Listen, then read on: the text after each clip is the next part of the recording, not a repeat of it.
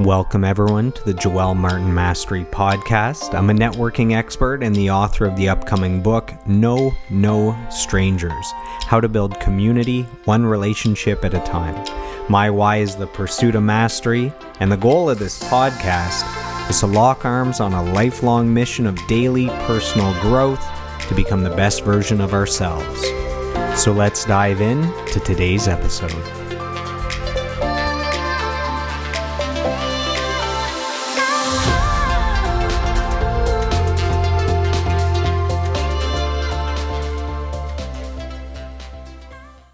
Welcome, everyone, to today's episode of the podcast. Thank you for joining us. We really appreciate it. We are joined by a very special guest. So he is one of Canada's most accomplished recording engineers. He's worked with a who's who of multi-platinum artists like the Arkells, Danko Jones, DMX, Our Lady Peace, Amanda Marshall. I'm just naming as many as I can off the top of my head. And if that wasn't enough, he's also the guitarist for the new supergroup Envy of None, which features Alex Lifeson of Rush.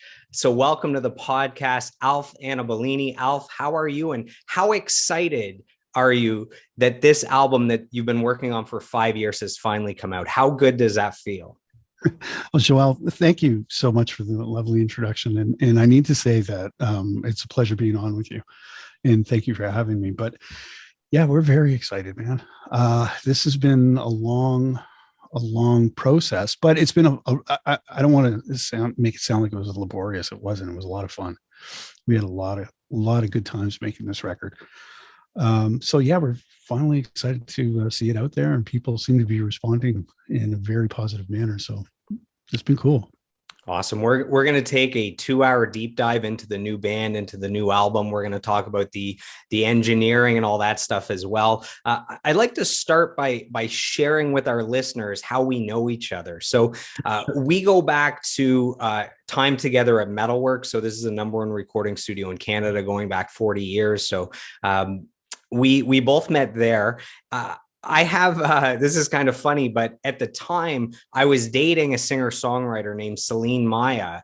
And before I really knew you, she loved you so much, man. Like, you are her hero. So I might have mentioned like, I work with this Alf guy, and she was like, that guy's my hero. Like, that guy taught me everything I know. He taught me engineering. Like, he made me a better person. Like, she loved you so much, had such compliments for you, that before I really knew you, I had like the utmost level of respect. So that's pretty sweet. And then I have a confession. So this is years in the making. Alf, are you ready for us to start this 2-hour interview with a confession?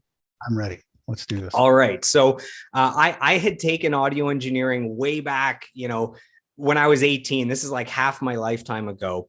And then when we were at Metalworks, I took a Pro Tools kind of refresher course. I wanted to refresh. I wanted to get better, to learn more, to get more advanced. And, I was fortunate enough to have an intimate kind of class with you. You were offering some Pro Tools. And this is kind of funny. So I rarely drink. Once a year on my birthday, I can get pretty schmammered, and it gets a little ugly, because if you don't drink all year, it doesn't take much to overdo it on your birthday. So my birthday was on a Friday, and the Pro Tools session started early on Saturday. And I'm thinking, you know what? It's the next day. I'll be good. And here's what happened. The morning of the Pro Tools course, I wake up and I walk, 30, 40 minutes to Metalworks. It is a blizzard. This is in January. And I get to the class. And while I'm in the class, I realize that I'm not hungover. I'm still drunk. And I have a full day. So I had a full day with you while I was drunk and then hungover doing Pro Tools. And all I can say is you're my hero, because you kept it fun, you kept it interesting, and despite being drunk and hungover, it was a great day. And that's my confession. I can sleep at night now. It's been a long time coming.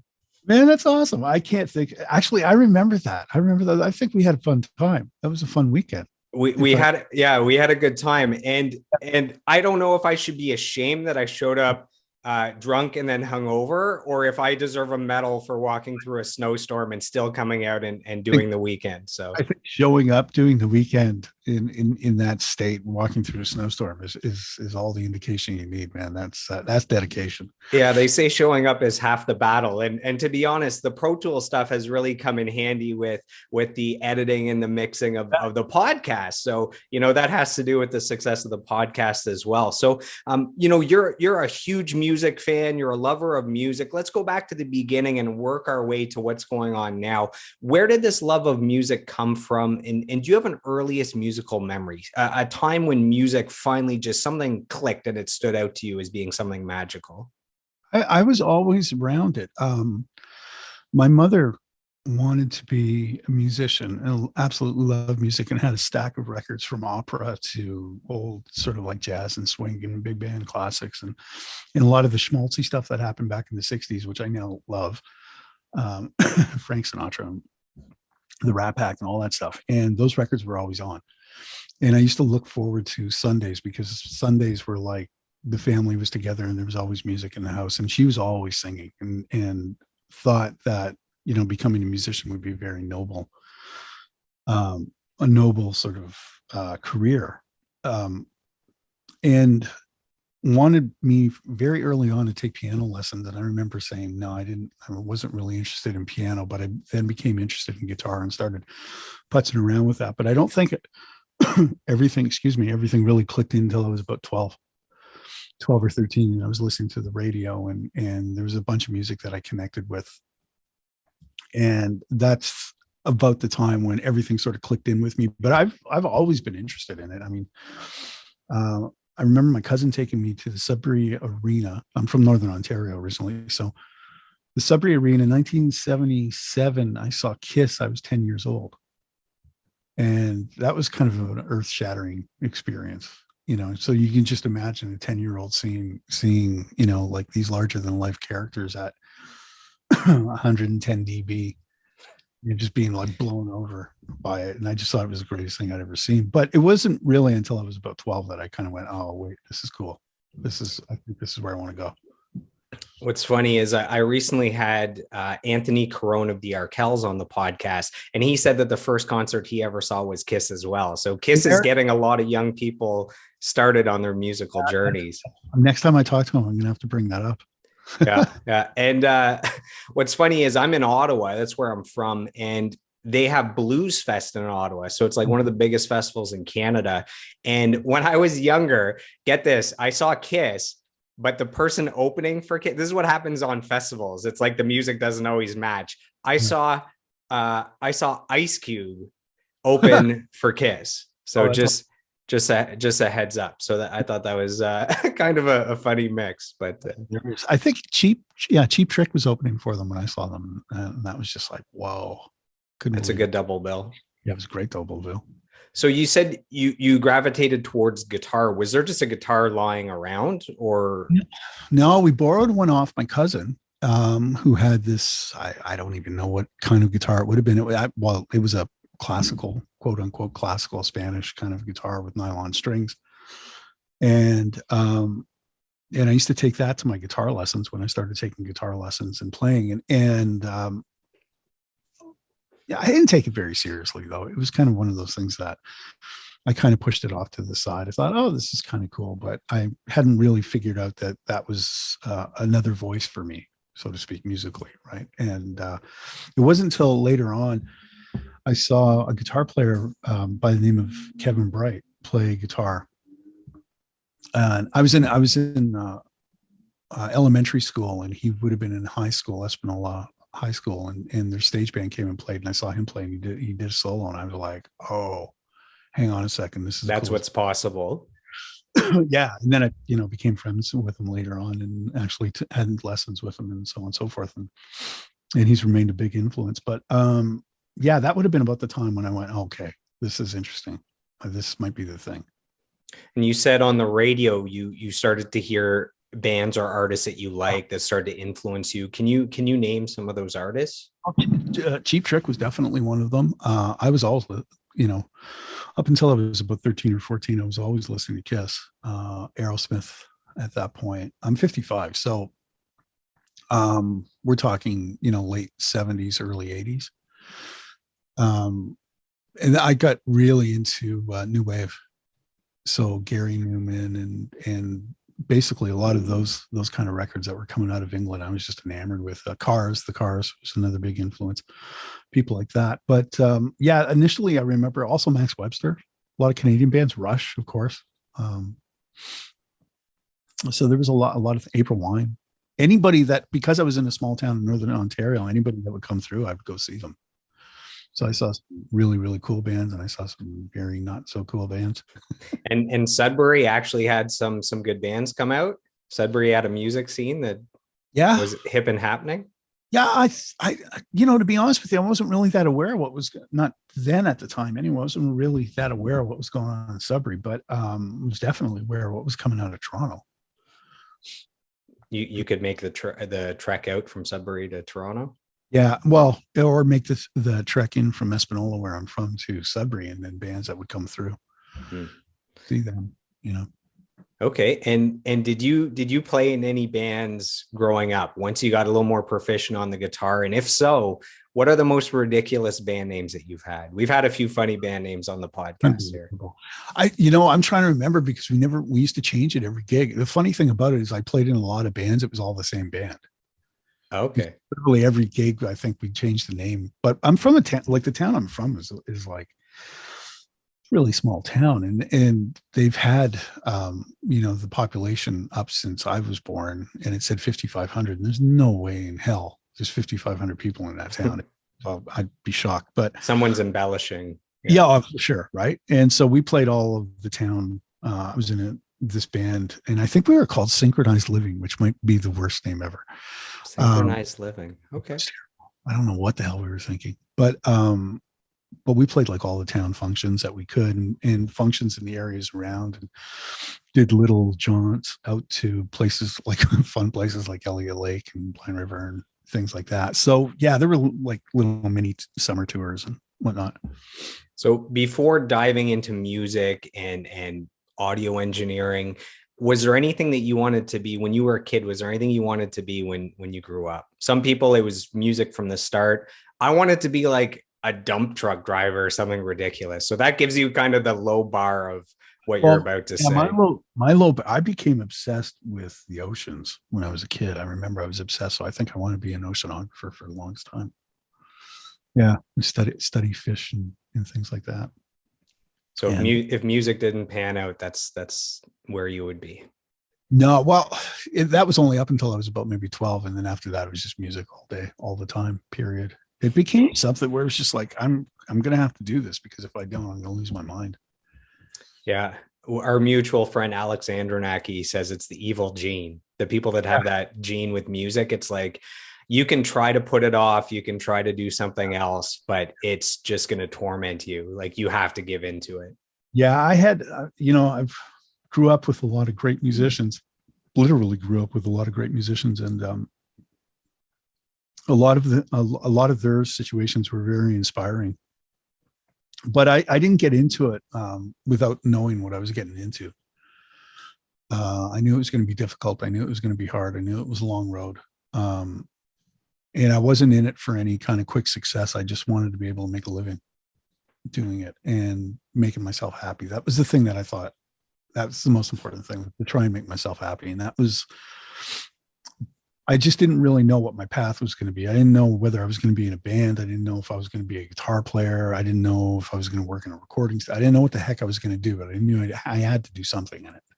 So that was kind of, it's not like I sat down and went, this is my goal. That never really happened. So you loved music, you loved the guitar, you played in bands, and then where did the audio side of it, the technical side of it, come in? Is there an earliest musical memory when it comes to audio? Yeah. I think early on, I started trying to write songs very early on, and I didn't really have any way to document them, or any of the ideas that I kind of had in my head. I didn't have any way to document it. So around the time, I think it would have been just going into high school, around that time, these companies like Tascam and Fostech started coming out with these little cassette 4-track recorders. And I started, my parents, I think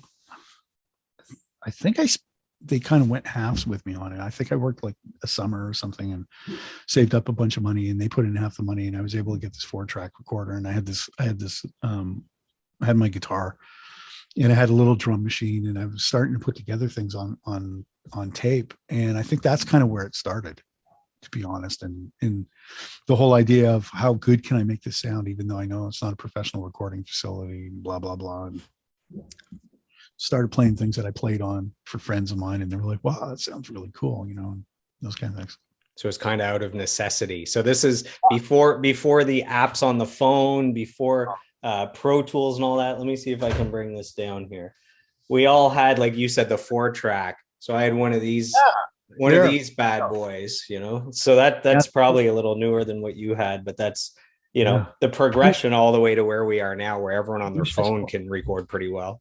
Yeah, I wish I still had it too, because I would definitely record through it for sure. Without question, I would, just to get a sound out of it, because that's awesome. Did you do the almost every audio engineer I talked to, including myself, had the phase where they had like the 2 cassette players, and you would record to one and then play it and then record to the other? It sounds like you might have skipped that phase. I skipped that phase. But the funny part about it was, you fancy. That's how you made it so successfully as an engineer. You were ambitious from the start. Yeah, I went right for it. No, what happened was, the first time I saw somebody do that was actually the bass player in my band did that. And he had 2 identical cassette recorders, and he would record himself on one and then record himself at the same time on the second one and play back from the first one.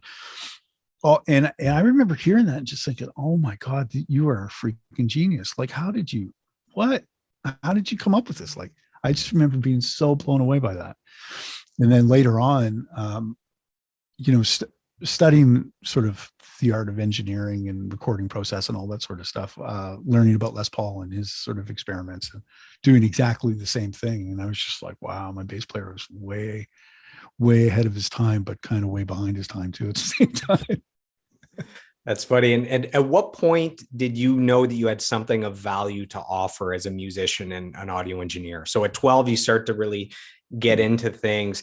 Was there a moment at, 14, 16, 18, where you go, okay, I think as a guitarist or a vocalist, I have something that people might like, or, hey, my recordings are sounding pretty good. Maybe this is a service that people might have a demand for. It's funny. I never thought that.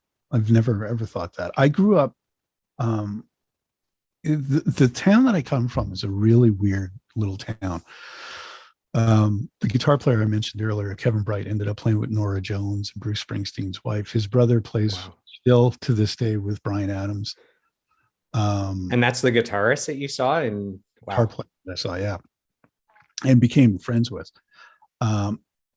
His brother was a session drummer, played in a bunch of Canadian bands.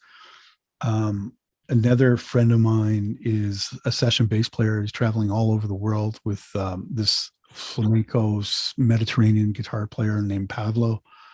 Another friend of mine wrote Barefoot Blue Jean Night for Jake Owens, which was the #1 country hit. Like, this is all from this small town. So what's in the water, Alf? What's in the water there? It's a real outlier. I swear to God, it's a real outlier. But the reason I'm bringing all this up is because in the company of those people, I never really thought anything that I was doing was special. I just wanted to try and get by, especially, with some of the musicians. And I'm mentioning people that have gone on to have like careers. There's other people that are still back there that are amazing musicians. But the point I'm trying to make is that I don't know if I ever really thought I had something to offer. I just know I needed to do it. And I didn't have the work ethic of a lot of those guys, if I'm being 100% honest. Like, when it came to playing guitar, I got to Humber College and realized that pretty much everybody else around me was better than I was. And I really enjoyed the production aspect of it, and I really enjoyed the songwriting aspect of it. We used to make jokes at Humber. We'd say, "Oh, he's got songwriter's chops," meaning basically he doesn't sit down and practice, or she doesn't practice scales or whatever. They just kind of work on writing songs. And that's the world I was in. I had songwriter's chops. I didn't have like that kind of thing. So even then I was like, if there's anything that I can do that's kind of cool, it's I can put together the picture. I can put together this guitar part works with this guitar part, works with this drum part, works with this vocal line, works with this harmony. That's the way I kind of hear music. So I don't really hear it as like an instrumentalist, so to speak. That's kind of like the producer's skill, where they can kind of see the final picture or hear it, Mm-hmm. and then they can reverse engineer to what instruments we're using, what's going to go where, how many times we have to redo the takes. So I guess you kind of had that vision and that ear of a producer from the start. Yeah, it's funny that you mentioned Anthony earlier, Anthony Crone, because I love working with him, even though really it's been only through emails and whatnot. But he's got that kind of brain. You can tell he's got that kind of brain just by the comments and things. I'll do a mix for them, and it'll come back, and or the productions that he sends me and stuff. He's got that. So I think in that case, it's fun working with people like that because we kind of speak the same language to a certain degree. Yeah. So you mentioned you don't believe that you had the work ethic when it came to the guitar. It reminded me of some great advice I got. My final semester in high school, I was able to do a co-op at Distortion Studios in Ottawa. So this was built for Alanis Morissette back in the day. And the studio manager there was a young guy named Kirk Ellard. Unfortunately, he passed away really young. And he gave me great advice. I got in there, I don't know, 16, 17. And he says, so Joel, what do you want to do with your life? What do you want to do in the music industry? And I said, I want to be a professional musician. I want to be a guitarist. He goes, that's awesome. How many hours a day do you play? And I'm thinking I'm doing pretty good. I'm like, an hour a day or 2 hours a day. He goes, okay, let me get this straight. Everyone else in their profession is working 8 hours a day to be great at what they do. And you think you can get by just 1 hour or 2 hours a day? That's lazy thinking. If you keep doing an hour or two a day and that's it, you will never become a professional. So I think that's where I haven't done music full time. I've done lots of different things, but I think what comes across since then is my work ethic. So I can work hard all the time, driven. And I think it's like, I always have his voice in my head, like, really 1 hour a day, that's what you're going to do towards your podcast? You want to be Joe Rogan? You want $100 million deal? You better do at least 8 hours a day like everyone else does in their professions. Why is music special where you can only do an hour a day? That's amazing. An amazing outlook. It really is, because that's the funny part about this. I think a lot of people don't realize, excuse me, how difficult this is and how much effort and how long it takes to become a professional musician. I don't consider myself a professional musician now. I don't make a living playing guitar.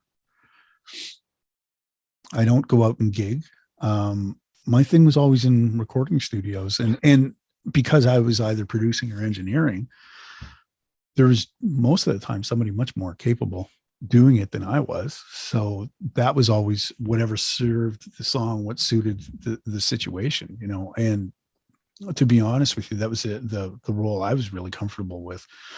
And I'd rather hire somebody who did 8 hours a day on their instrument, because I'm like you, I was doing like an hour or 2 hours every now and then. Now I play a lot. In the last, I want to say 6 years or so, now I play an awful lot, but at the time, not really. It was just, I was so much more enwrapped in everything else that I didn't have that kind of work ethic when it came to the guitar, but I definitely had that kind of work ethic when it came to the studio. I had no problem spending 16, 20 hours in the studio, no problem. Can you share what your journey looked like for the audio engineering? So some people just intern in a studio and just learn like that. Some people go to school for it. What does the journey look like for you, going from, getting the 4-track recorder up to today, where you've worked with some of the biggest names in the industry? Well, what happened with me was I went to Humber, and it was probably the best thing I could have done, because I very quickly realized that that was not really me. So that was Humber for music? Yeah. Yeah, Humber for music, Humber for guitar specifically. And And I just very quickly realized that it wasn't for me, and that the production thing was something more that I was interested in. And songwriting and creating music was something that I was really interested in. But being a session guitar player and playing, at some place like the Beef and Bird or something like that on a Tuesday night, I was just like, no, man, that's not my trip. So, and hats off to the people that can do that. I just was never interested. So I left Humber and went to a place called the Harris Institute and studied recording engineering for a year. But I had a little bit of experience in a recording studio, recorded like a professional recording studio as a guitar player, and that got me hooked. That just absolutely got me hooked. Like, it was always kind of like dipping my toe in the water with my little 4-tracks and things like that. But this actually got me hooked, and I thought, this is the coolest place in the world. If I can spend my work days in an environment like this is the greatest thing ever. So I left Humber. I went to the Harris Institute. I graduated from the Harris Institute, and that was back, I want to say 1993 or something like this. So that would have been in the days when I think there were like 200 recording studios in Toronto. The last time the Montreal Canadiens won a Stanley Cup. There you go. Actually, yes. And it would have been. And I remember those playoffs. That would be the last time a Canadian team won the cup, I think, right? Correct. I believe so. Damn. Yeah. I mean, Ottawa made it once, and I think Edmonton. My boys, yeah. We got to the end against Anaheim, I think, when they won. Right. Actually, that was one of the things 2007, I think. I don't know why I know this. I'm not that into hockey, but yeah, but I remember that was one of the things that came up when we were discussing on that weekend when you were doing Pro Tools, is that we were both fans of Ottawa. Okay, there you go. Remember that. Anyway. Yeah, so I go to Harris. I go to Harris. I come out of Harris. I get an internship at a place called Wellesley Sound, and I just became the thing that wouldn't leave. And I was like, sweep floors, fine. Do toilets, fine. Sorry, that sounds like a song. The thing that never leaves. Come on, that fits the image of Envy of None. The thing that never leaves. There's a dark undertone. Anyways, just store that in the old bank there for later. Okay, cool. I'll keep that in my mind. See, there you go. That's artistic people. They pick up on things that other people say, and they go, oh, wait a minute, that's cool. I'm going to remember that. But yeah, I did my internship at Wellesley, and they hired me on, and I stayed, and I did nights there working on rap records. That's fun. Yeah, it was actually with an engineer by the name of Walter Sobchak, who trained me and was a wonderful, wonderful mentor. And but the cool thing about Walter is that he was doing all this edgy kind of rap stuff, but he was also in this world of industrial. So one day, Walter wasn't at the studio yet. We were getting ready to do an evening session, but he had a client coming over, and he was like, just make sure that you're there first, because I'm going to be a little bit late. And these guys knock on the door, and this big, tall British guy and another dude with like the biggest mohawk I've ever seen in my life. And it turns out it was Paul Raven, who's the bass player from Killing Joke. And so from that point, and John Bechdel, who's now one of the keyboard players and programmer for Ministry. And so from that point on, we were working on rap music and industrial. And it was like the best education ever in the history of the world, because I learned very quickly that if you put a collage of sounds together that have absolutely no relationship, eventually at some point you'll start hearing musical undertones coming out. And I remember, and it was funny because I had a summer job in Espanola working in a pulp and paper mill. And I used to always find walking through the machinery with earplugs in really inspiring, because there was all these different rhythms that were happening and all this crazy sort of like music that was happening that these machines were making. And these guys taught me that stuff was valid. So that was a really influential period from there. And then after that, I began working for Hypnotic Records. And did some in-house engineering for them and a little bit of production for them, and then moved on from there to Iguana Recording and became the chief engineer there. And that's when I started working with a lot of, well, no, I guess actually even Hypnotic. I did Blue Rodeo with them. And that probably would have been the first big gig for me. Blue Rodeo is so good. Just Yeah. maybe a week ago, I listened to is it 5 Days in May, the album? Even though the song is like 5 Days in July is like the single or something. But man, that album is so good. Like their harmonies, they're in no rush, like just like the slow groove and the longer songs. I think that would have been about the time that I worked with them. I did there's a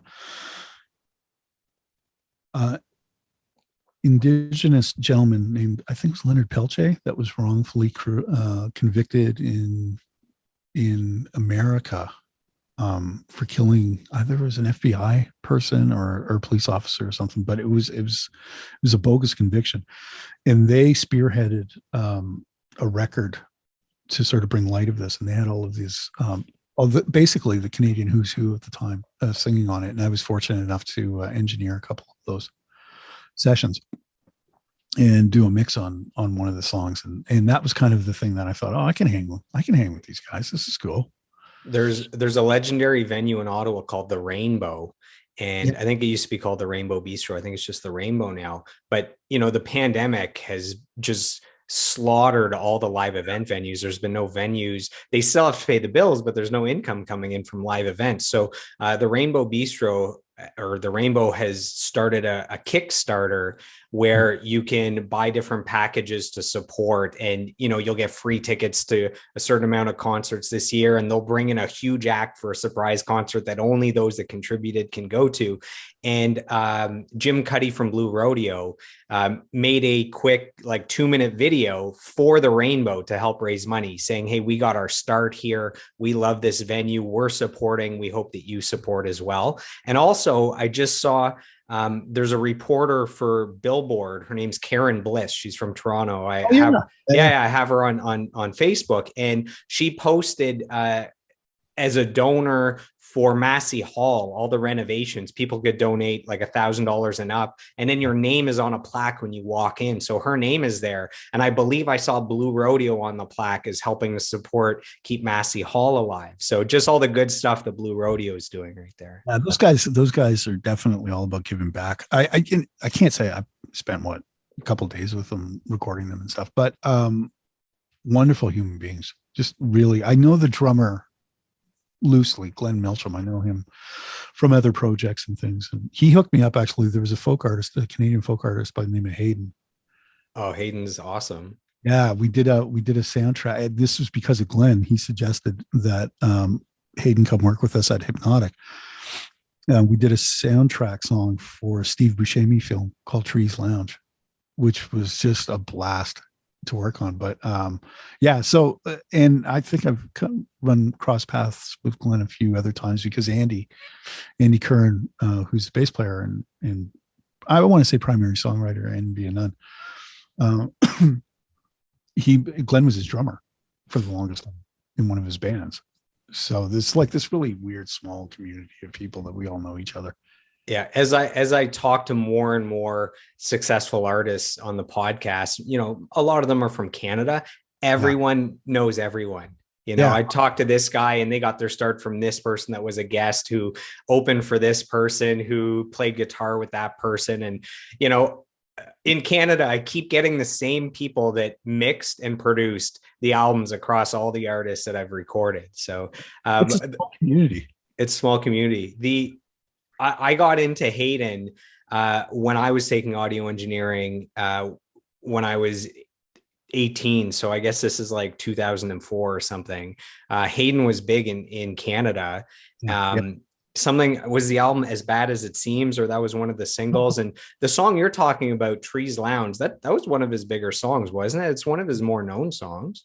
Yeah, I think so. I think there's a video for it, and it had characters from the movie in it. And and that was back in the days of, like, if you go and listen to it now, it's pretty loose sounding recording. Like we did it in a day and mixed it that night, and it was gone. And the next time I heard it, it was on television, and I was kind of like, oh, all right, that's interesting. But that was also back in the days when everybody was doing grunge and trying to make raw recordings and all that stuff. So that's kind of the world I came up in. That's the Nirvana effect.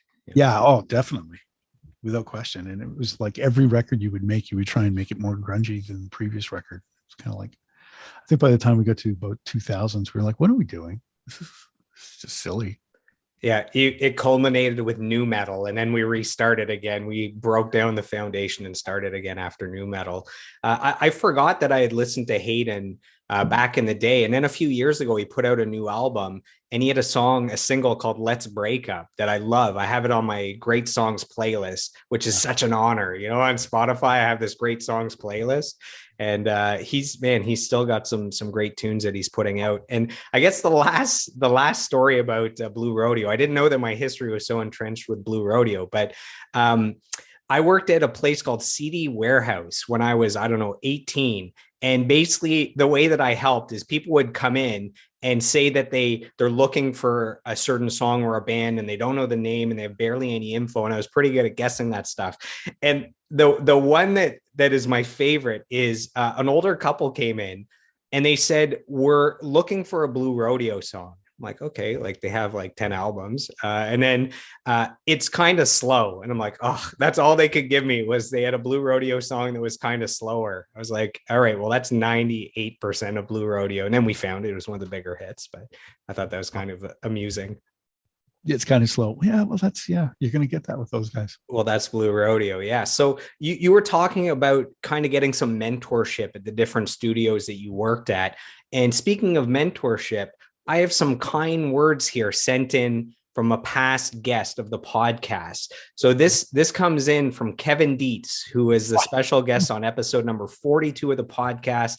For our listeners that didn't check out that episode, that don't know who he is, he's an engineer and producer. He's worked with Billy Talent, Alexis on Fire, Silverchair, a lot of great artists. He's amazing at what he does. This is what he has to say about Alf. He says, on top of being a great engineer, Alf is also an excellent teacher. He not only taught me signal flow and the technical aspect of how studios functions, but he also imparted some valuable wisdom about making your way as an audio engineer and the industry in general. He told me one of the best pieces of advice I've ever heard: be the type of person that people want to work with. Alf would always tell it like it is, and he made you feel like you could do it too, if you put in the work. I'm grateful for his mentorship all those years ago as a student of the craft, trying to get my start in the world of audio engineering. So that's from Kevin Dietz. Oh, that's so kind. That's very kind of him. Yeah, I'm a big fan of Kevin. We're talking about, you know, I got that great advice when I was younger that's helped me with my work ethic. You gave him some great advice that's helped him along the way. And then I'm curious if you have any advice for our listeners, if there's anyone considering becoming an audio engineer or anyone that is a new, younger, you know, less experienced audio engineer, any advice to help them find their way as a professional? I think, you know, God, it's such a different world now. Like, it's such an incredibly different world, and we'll talk about it later. But our record is a really great example of how much the world has changed in terms of just how to make a record and what's going on in that world. I think you kind of have to find your niche now, and I think you have to kind of figure out what it is that you want to do and just become incredibly good at doing it.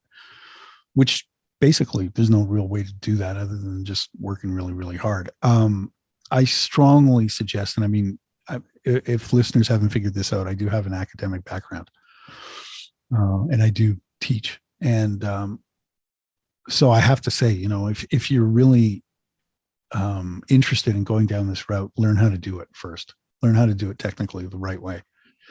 And then from that point on, you can bridge out into whatever style and genre it is that you want to work on. But I do believe that there's a lot of validity in going forward and doing something properly and figuring out exactly how it is that you want to approach your career. That comes almost secondary to learning how to do it first and learning how to do it the right way. And that could be with a laptop and a computer. It could be with microphones. It could be working in a recording studio, whatever. Sadly, you know, there's not as many gigs in recording studios these days as there was when I first started. Like I said, when I first started, I think there was like 200 studios in Toronto. Like, you could almost pick whichever one you wanted to go to as an intern. And if you didn't get a gig there, you would definitely get a gig somewhere else, and so on and so forth. So now it's not like that. So Do you think that's because of the rise of the home recording and the digital software and recording apps on your phone, that the people that used to save up their money to spend in recording studios can do, 80% of their project at home and then come in for a great sounding drum recording or something like that? Exactly. And the reality is you still have to make that great home recording, you still have to know what you're doing. But also, let's face it, the music's changed. And if you look on Billboard right now, like how many songs on Billboard have like real drums or real guitar or real anything? And a lot of it is just coming off a laptop and it's programming. And so it's almost like skipping an entire step and almost going right into the mix world and the production world versus, coming up the way I did, which was learn how to put a microphone on an instrument and learn about how the sound goes from this microphone to the mixing console to the recording device. That, there's a lot of styles of music where that doesn't happen anymore, and it's more signal, like virtual signal flow. So it's like things going inside a computer, and it goes from this track to this plug-in to whatever. And this is a different world. But regardless, I think, learning how to do it properly is definitely the best start that you could possibly have. And then trying to figure out and introduce yourself to people that are doing what you want to do and try and get in with them and learn off them, because that's the other thing. You could learn how to do it from a school, but you don't really start learning until you get out there and actually start doing it and interacting with people, because that's a big part of it too. Just that whole idea of being in a room with people and being able to talk to them. And again, and I'm just going to echo what I said to Kevin, but just being that person that people want to work with is really, really important. Because, man, when you finally do get into a recording studio, it's a small room. And if you're giving off the wrong vibes, boy, do people pick up on that real quick.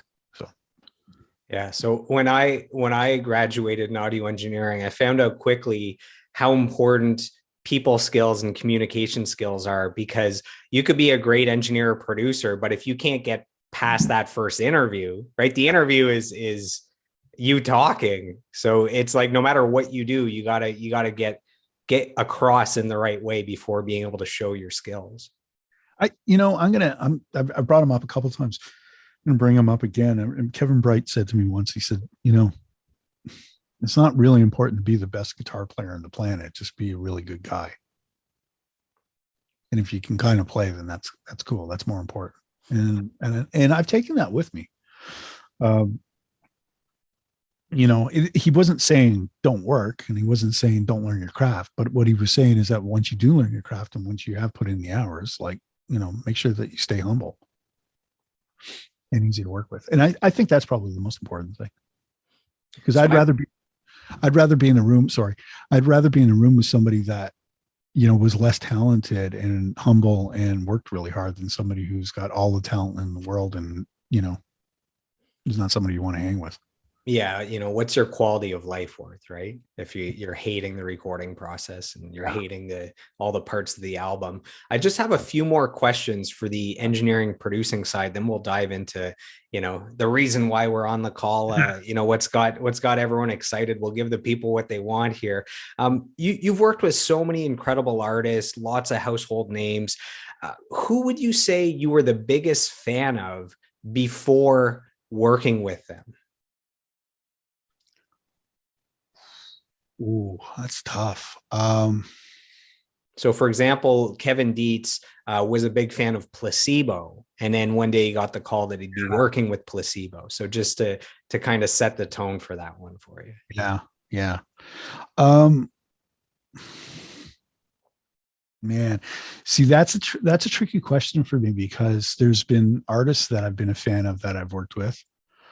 I Mother Earth comes to mind.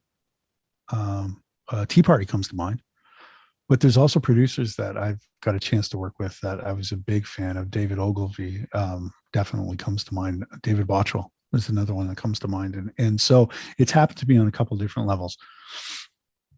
And those were really, really inspiring moments. I got a chance. This was also really cool. This was a big thing for me.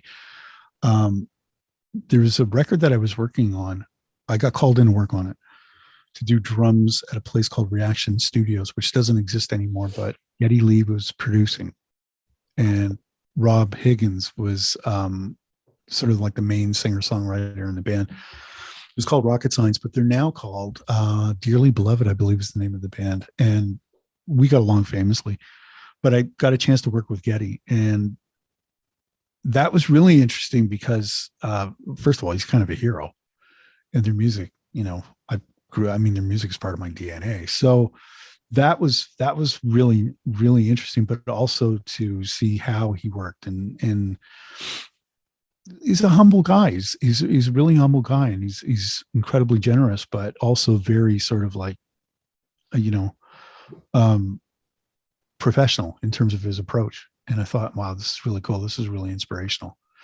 And it was about 2 weeks after working with DMX, which was a complete, like, it was like take the 180 degrees and just flip it in the other direction. Right. And I just thought, wow, this is a really cool educational moment for myself, kind of keep grounded.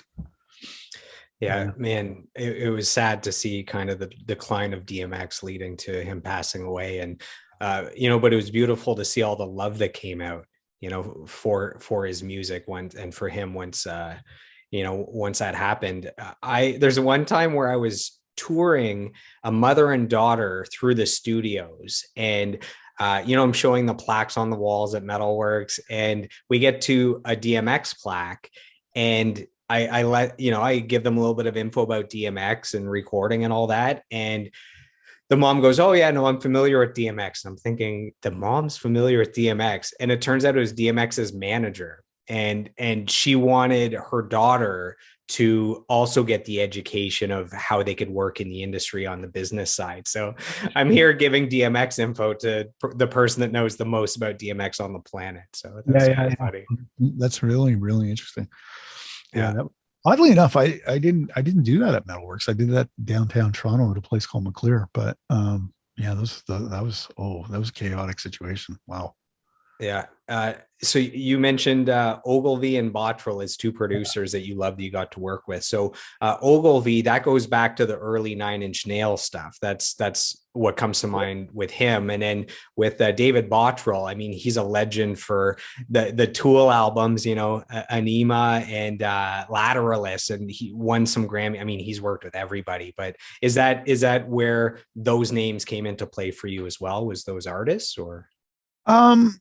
Well, actually, because I was doing it, no, I knew of David's work, Ogilvy. I knew Dave's work long before Nine Inch Nails, because of Skinny Puppy, and but Skinny Puppy and 5440, and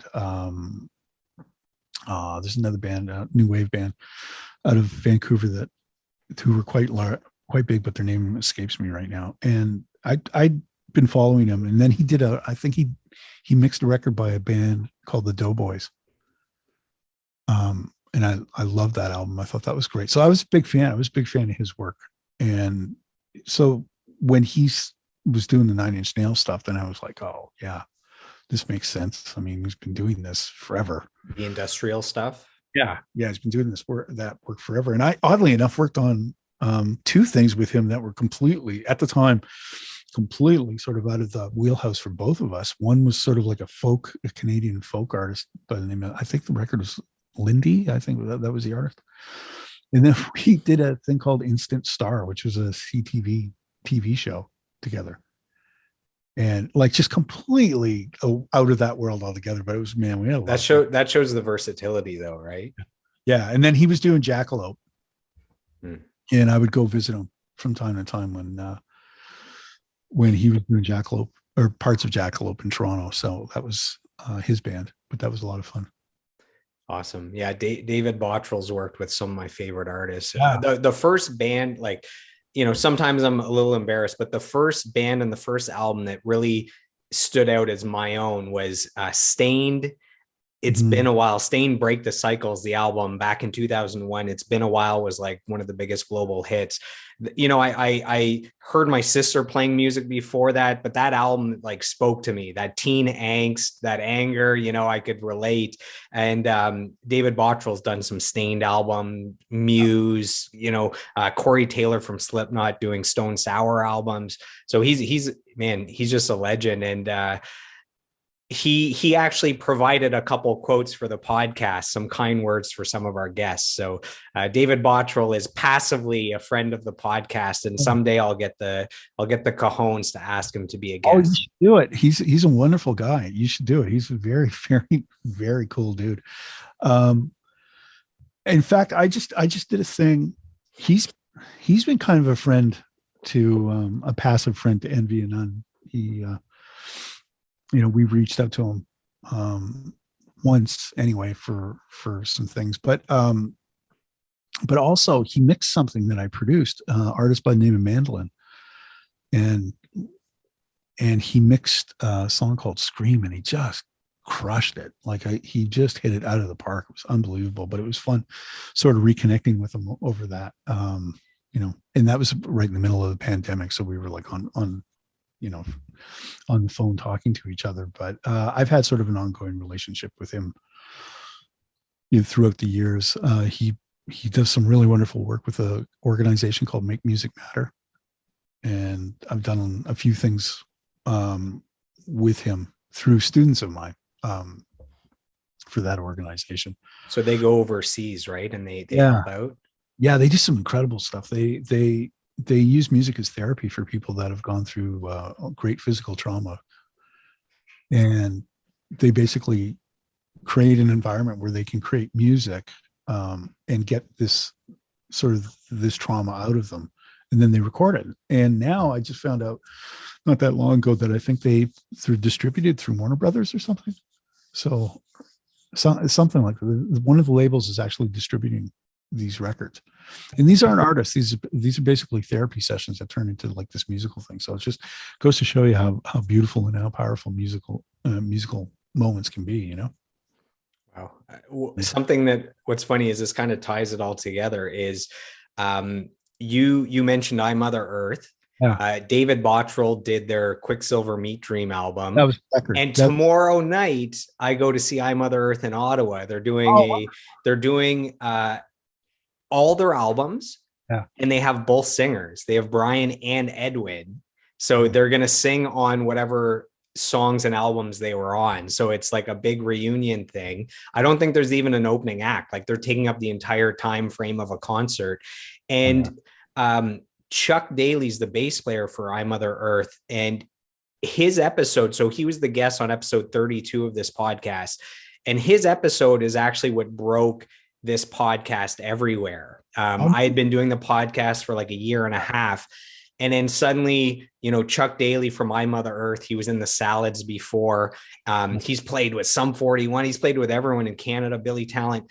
And because of that episode, then Rick Jacket from Finger 11 says, hey, what's your schedule like? I'd love to do a deep dive like nobody gets to do a 2-hour interview and really talk about everything. So that led to Finger 11, which led to Arkells, which led to Il Scarlet and everybody. And it almost all comes back to Chuck, you know, me being a fan of his and meeting him when I was a teen. I was in line at 14 for his autograph for the Salads. So it was, you know, me asking this guy I was a fan of, he says yes. And then all the doors have opened. And once you have I Mother Earth and Finger 11, almost every other band goes, well, you know, if those guys are doing it, you know, I should probably do it as well. So I have a lot of gratitude for Chuck and I Mother Earth. And tomorrow we're going to celebrate at their live concert. Yeah. Oh, that's amazing. Yeah. Well, what happened? It's funny that you mentioned the Quicksilver Meat Dream record, because that was the record that I met David on. And they had finished pretty much all of it, and he was coming into Iguana to mix it. And so we were kind of facilitating his mix, and I was just there basically assisting my assistant, making sure that everything was kind of going smoothly. But yeah, that's when we met, and that was a lot of fun. That was a lot of fun working on that record. That's a great sounding album. It is a great set. He crushed that. He absolutely crushed. He crushes everything he works on though. Yeah, man, having a good pair of studio headphones on and just the guitar sounds, the drum sounds, there's this like dirtiness, there's this thickness, you know. But having said that, Jag is an unbelievable engineer. He's incredible. He's absolutely incredible. He's a wonderful human being too. And he and I've spent a little bit of time together, but he's just got an incredible set of ears on him. Like, I learned a lot from him working with him, just the way that he listens and the way that the detail that he hears. And I've been really fortunate. Those guys that are mentoring me, not even realizing it's happening because I'm just kind of like a sponge. Just soaking it all in. Oh yeah. Yeah. If you're ever getting in a room with somebody that's that much better than you are at what they do, and you don't take that opportunity to learn everything, that's a missed opportunity if you don't do that. Let's talk about Envy of None. So this is exciting. What's funny is when I started the podcast, I made a hit list of like these are the top guests that I want to work towards, or these are the people that I know that would be amazing guests. So I've had your name on my list since the start. And what's funny is just for the audio engineering, the producing, the mixing, for that stuff, I had you on my list. And then out of nowhere, I see, new band from Russia's Alex Lifeson. And then in the picture, I see you and I'm like, what is he doing in there? And then I went through the deep dive and I was like, this is incredible. Like you already had, this career that's worthy of a deep dive. And then there's this, and then I'm thinking, man, it's going to get harder to get him on the podcast now that this is coming out. But how did the band form? Like, this is like a 20 plus year history with some of the members here. This isn't just like, oh, it fell into place. No, it isn't. And Andy Curran and I have known each other now for over 20 years. And I don't think he even remembers this, but when I was working back at Hypnotic, he had a record called Soho 69, and I assisted on a mix for a song called Scatterbrain, which would be the first time I met him. And then I met him again when I was working at Iguana Recording, and he came in as a client, and we did some mixing, and that worked out really well. And I think that was the Drug Plan record. I ended up doing some mixes for him, and we just hit it off, and we had a lot of fun. We were just working together and having a lot of fun, and kind of based at that point, I would say we've been working together since, on pretty much everything that he's done, just about, outside of Coney Hatch, which another great friend of mine, Vic Florencia, does with him, who's also an amazing engineer, and you should have him on. But yeah, we've just been around forever, like hanging out and working and stuff. But I don't even remember how this happened, but we started exchanging files. So I would come up with an idea and I would send it to him, and he would come up with an idea and he would send it to me. And then eventually what happened was we started adding parts to each other's ideas. And this just slowly but surely ramped up into this thing where it became, we had the stockpile of music, not completed, but the stock pile of music. And if anybody's seen any interviews with Andy about this, he was working as the A&R guy. I think it was at Anthem or Olay. And one of the, I think it was Anthem. Yeah. And one of his duties was he was mentoring this young singer-songwriter by the name of Maya Wynn, who ended up winning this, or placed in this contest. And that was her prize, was she got 2 hours with Andy. And at the end of it, they kind of decided to make me start working together. So he sent me a link and he said, check out this girl. What do you think? And I was like, wow, man, her voice is amazing. This is really, really cool. And he said, yeah, I'm thinking of sending her some music. What should I send her? And I said, why don't you send her everything? And so she gravitated to a song called Shadow, put some really loose, I don't want to say they were loose in terms of their idea, but just the way that she recorded them, put them down and then sent them back to us. And we were like, what is going on? At the same time, kind of unbeknownst to me, I think he had sent it also to Alex. And Alex was like, "Oh, wow, she's special." And that's kind of where the whole thing sort of started. I saw in an interview that so she was doing some stuff with Andy, and Yeah. then Andy mentions, "Oh, is it okay if I send it to my friend Alex?" And she said she had no idea who Alex was, like it was the Alex. And Yeah. then afterwards, she finds out it's Alex Lifeson from Rush, and she had no idea what Alex this was going to. Yeah, and it's funny too because I've seen, because it's become the Envy and None thing has become like this community, and I actually saw a photo of her mom way back in the day wearing a Rush T-shirt, like going to the concert. The mom planted the seed early. Yeah, yeah, like this is something that had happened. So I mean, she's not joking when she said like her parents were big fans. They were big fans, and so I guess once she found out who Alex was, then it was like, what, you know. Did you have a history with Alex predating this project? No, the first time that we touched base, as I said, Andy and I had been working. This is how funny this is gonna come around back full circle. But Andy had written a song when David Ogilvy had Jackalope. He was looking for songs for the second record, and Andy had written basically an idea. I don't even know if I would call it a song. I sent it to David, and David said, "This is amazing, and I would 100% do this, but we just broke up." So Andy then sent it to me, and I was like, "Oh man, this is cool." So I started putting keyboards down on it and some little guitar lines or whatever, and I sent it back to him. We had another vocalist come in and sing on it with the idea of doing, maybe we can get this on Netflix, maybe we can get this on, something. There was no grand scheme, there was no plan of any kind. How I think he just sent it over to Alex and asked him if he'd be interested in playing on it. And the next thing I know, these guitars come in from Alex Lifeson. I was like, "Oh, okay, well, I'll just mute all my guitars." And there we go. Okay, this is Where's the mute all? Yeah. I just went, okay, we'll pull those out. And suddenly it was like, wait a minute, this is turning really cool. But that project didn't really happen. So, but we still had this great piece of music.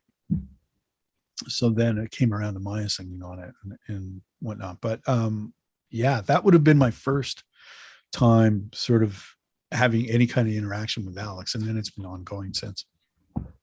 And where did the decision come from that this was going to be a full album, that this was going to be a new band that we're launching versus, it's Maya's solo project? Or, how do you come to that decision? Well, Maya's already got a solo career, and she's doing quite well. She's her nature is to be sort of more in the world of Americana and folk music, and that's kind of what she does. Excuse me, and that's what she does really well. And this is not that. This is a completely opposite sort of like end of the spectrum for her, but it's also something that she's incredibly interested in doing. So, what happened was we started. As we were going through, we were like doing a song and then doing another song and then doing another song. We're all just having great fun and laughs doing it. And we got to a point where we were like, I think this stuff is actually okay. I think it's pretty good. And it got sent to some music supervisors. And immediately one came back and said, "I want to put this in this show." And oh God, I'm going to get this wrong, but I think it's called Tiny Pretty Things on Netflix. And we all kind of like took a step back and went, "Oh wait, maybe this is actually good." And a couple Zoom meetings followed at that point, and we were kind of like, "Well, what are we going to do with this? Like, this music's pretty cool. What are we going to do with it?" And so that was about the time when we figured this was going to become a thing. And then we just continued to work on music from that point, and got enough together. Alex contributed 3 of his songs, and we got enough together that it actually started looking like a full-length album. And then we needed a place and a way to get that music out there. So between all of us, we have a pretty good network of people that we can reach out to. And I think it was Andy that spearheaded the connection with Kscope in the UK. And what was it about Kscope that made you go with them? I'm sure, you know, I'm sure with the history of all the members in the band, I'm sure with how good the music is and the album is, you could probably pick wherever you wanted to go. Why Kscope? They're based out of the UK, right? Yeah, well, they're a pretty substantial company, but it's like a small group of people that are really big music fans, and it just made a lot of sense for us in terms of what they do. Their focus is really interesting. They you know, they still believe in CDs and they still believe in vinyl, and I've heard rumor that maybe we're doing cassettes too. Maybe, I don't know. Oh wow. Which I thought that's really interesting. In 2022, we're going to come out in CD, vinyl, and cassette. That's nuts. I'm gonna have to sell my car and go a few cars back to get my cassette player, you know, to be I don't authentic. know. Yeah, we've got to get confirmation on that. I don't know if that's actually going to happen or not, but I thought, man, that's funny. Like, wow, what's old is new again. But they're really into, you know, progressive music in the sense that none of their artists kind of fit into any real sort of like guidelines, and we don't really fit into any real guideline either. So we don't really fit into a box. So I think it just made sense for us, and it's a comfortable place for us to be. So it seems like the label isn't just trying to be, let's say, a metal label, that it's about the music. If it's a great album, it's a great band, then that's what we're going for. Yeah, that's certainly. And I think there's a certain type of music that they gravitate towards, that it's not just, you know, cookie cutter kind of arrangements and things that are a little bit more challenging possibly to listen to. Now, having said that, it's funny that you mentioned that, because they have another label that is actually all full on metal, like this kind of metal, you know. So yeah. This kind of metal, that's like the universal, you know, the sign language for metal. Yeah, I spent a little bit of time in that world, so I can speak with some authority, although it was a long time ago. And how would you describe, so let's say our listeners, they've been listening up to this point, this is actually the first that they hear of the new band.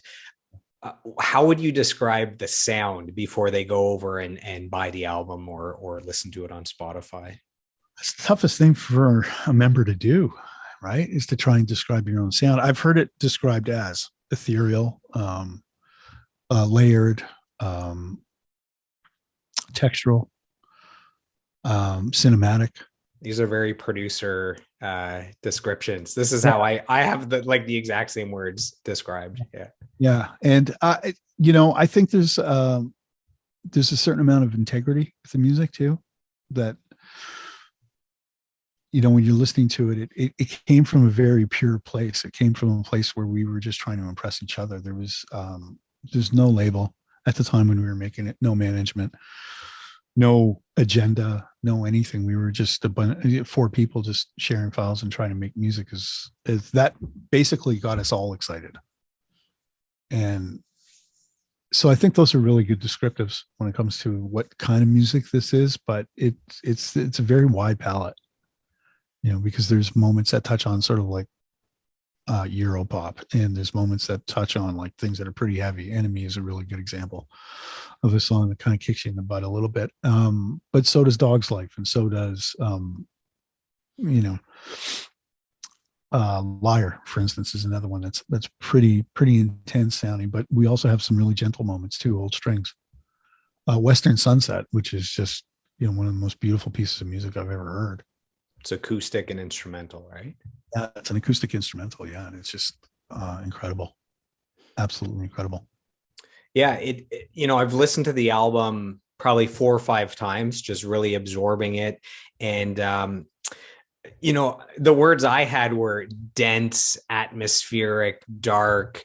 You know, it's a joy as an audio guy listening to that album. It's like I can hear the fun that you're having by, you know, this is panned here and this, and there's like some low end that comes in that's not just the bass, and then there's kind of some high end shimmer that's like maybe the keys or something. Like there's this sonic landscape that's being built. It seems like you have her vocals and then you're just building this painting or this collage. Maybe I'm like visually seeing the music or something, but I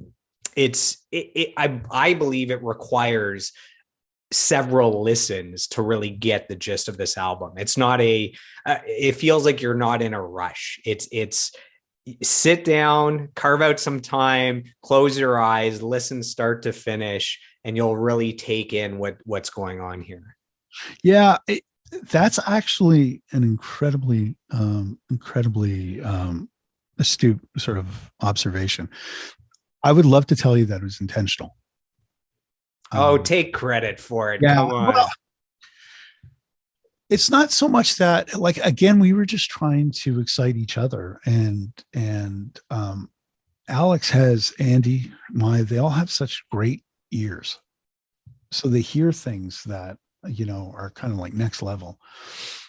And so the way that they construct their parts and the way that they put things together made it really easy for me to sort of like work with the textures and place the textures. And then it became kind of like, well, let's have fun with this. And how can we create depth, and how can we create height and width, and what can I do in a mix to sort of make the song work, but not really, get lost in all of the densities, but have a lot of subtleties happening at the same time.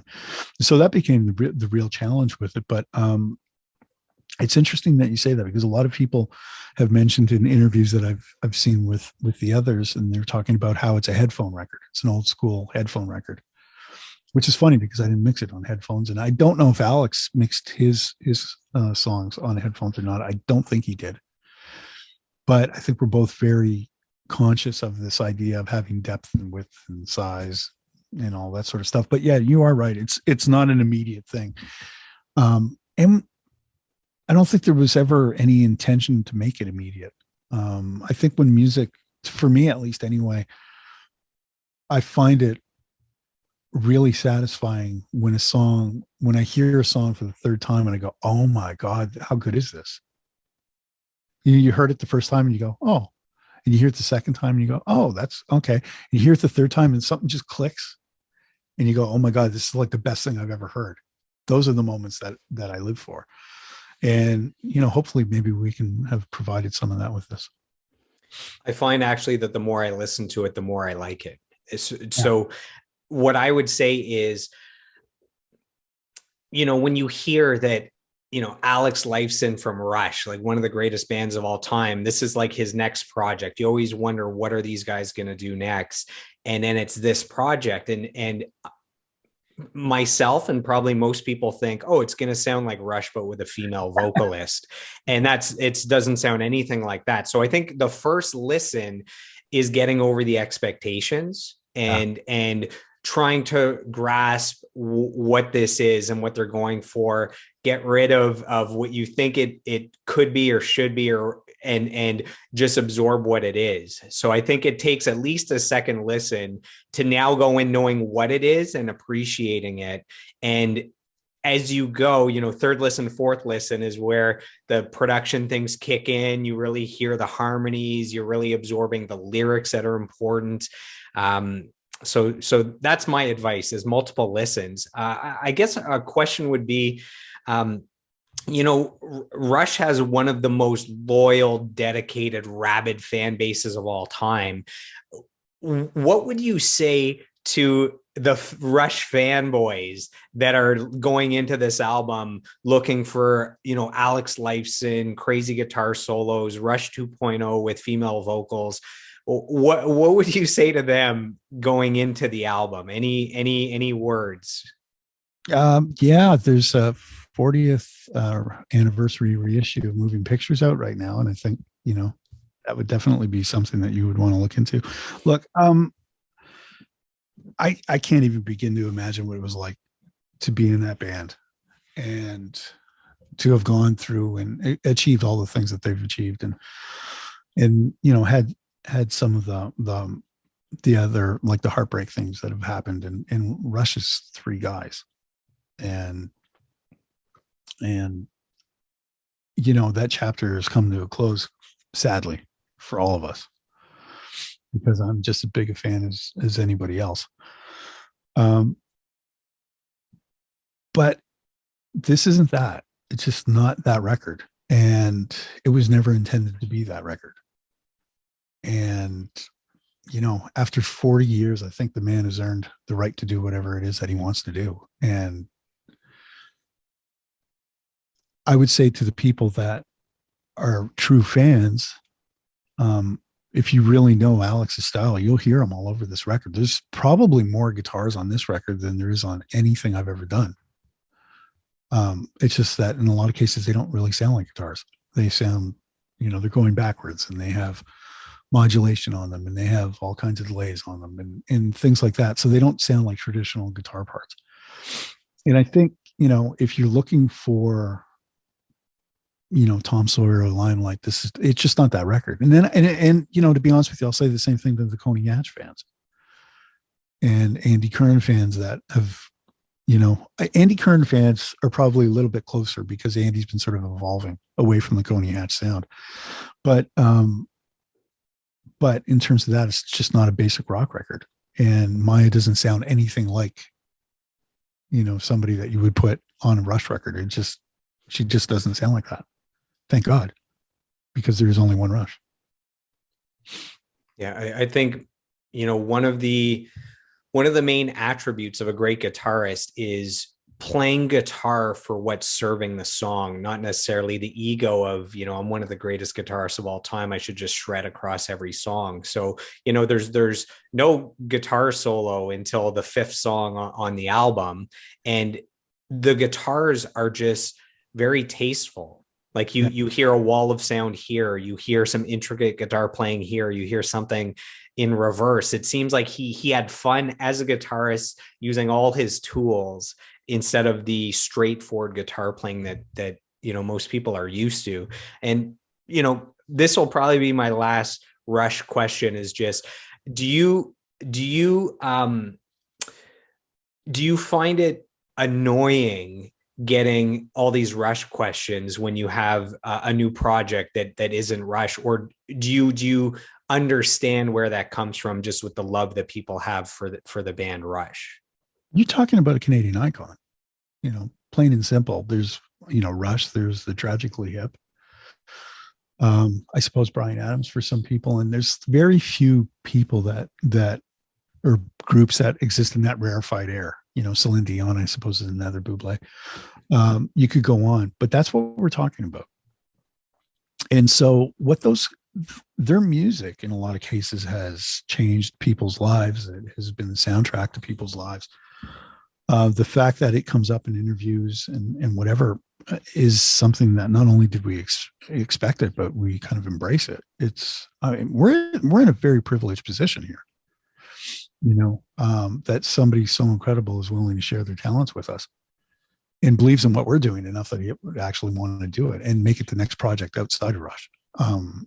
So no, I think we're all very, very excited about it. But we also, it's come to the point where I don't think we really see Alex as that anymore. It's more like he's just Alex and he's a friend of ours. And from time to time, I get a chance to solo unbelievably cool guitar parts that come from him, So, and he's been incredibly generous with us and just the greatest friends. So those are my comments, but no, God, we're honored. Yeah, you talked about the rarefied air that Rush is in.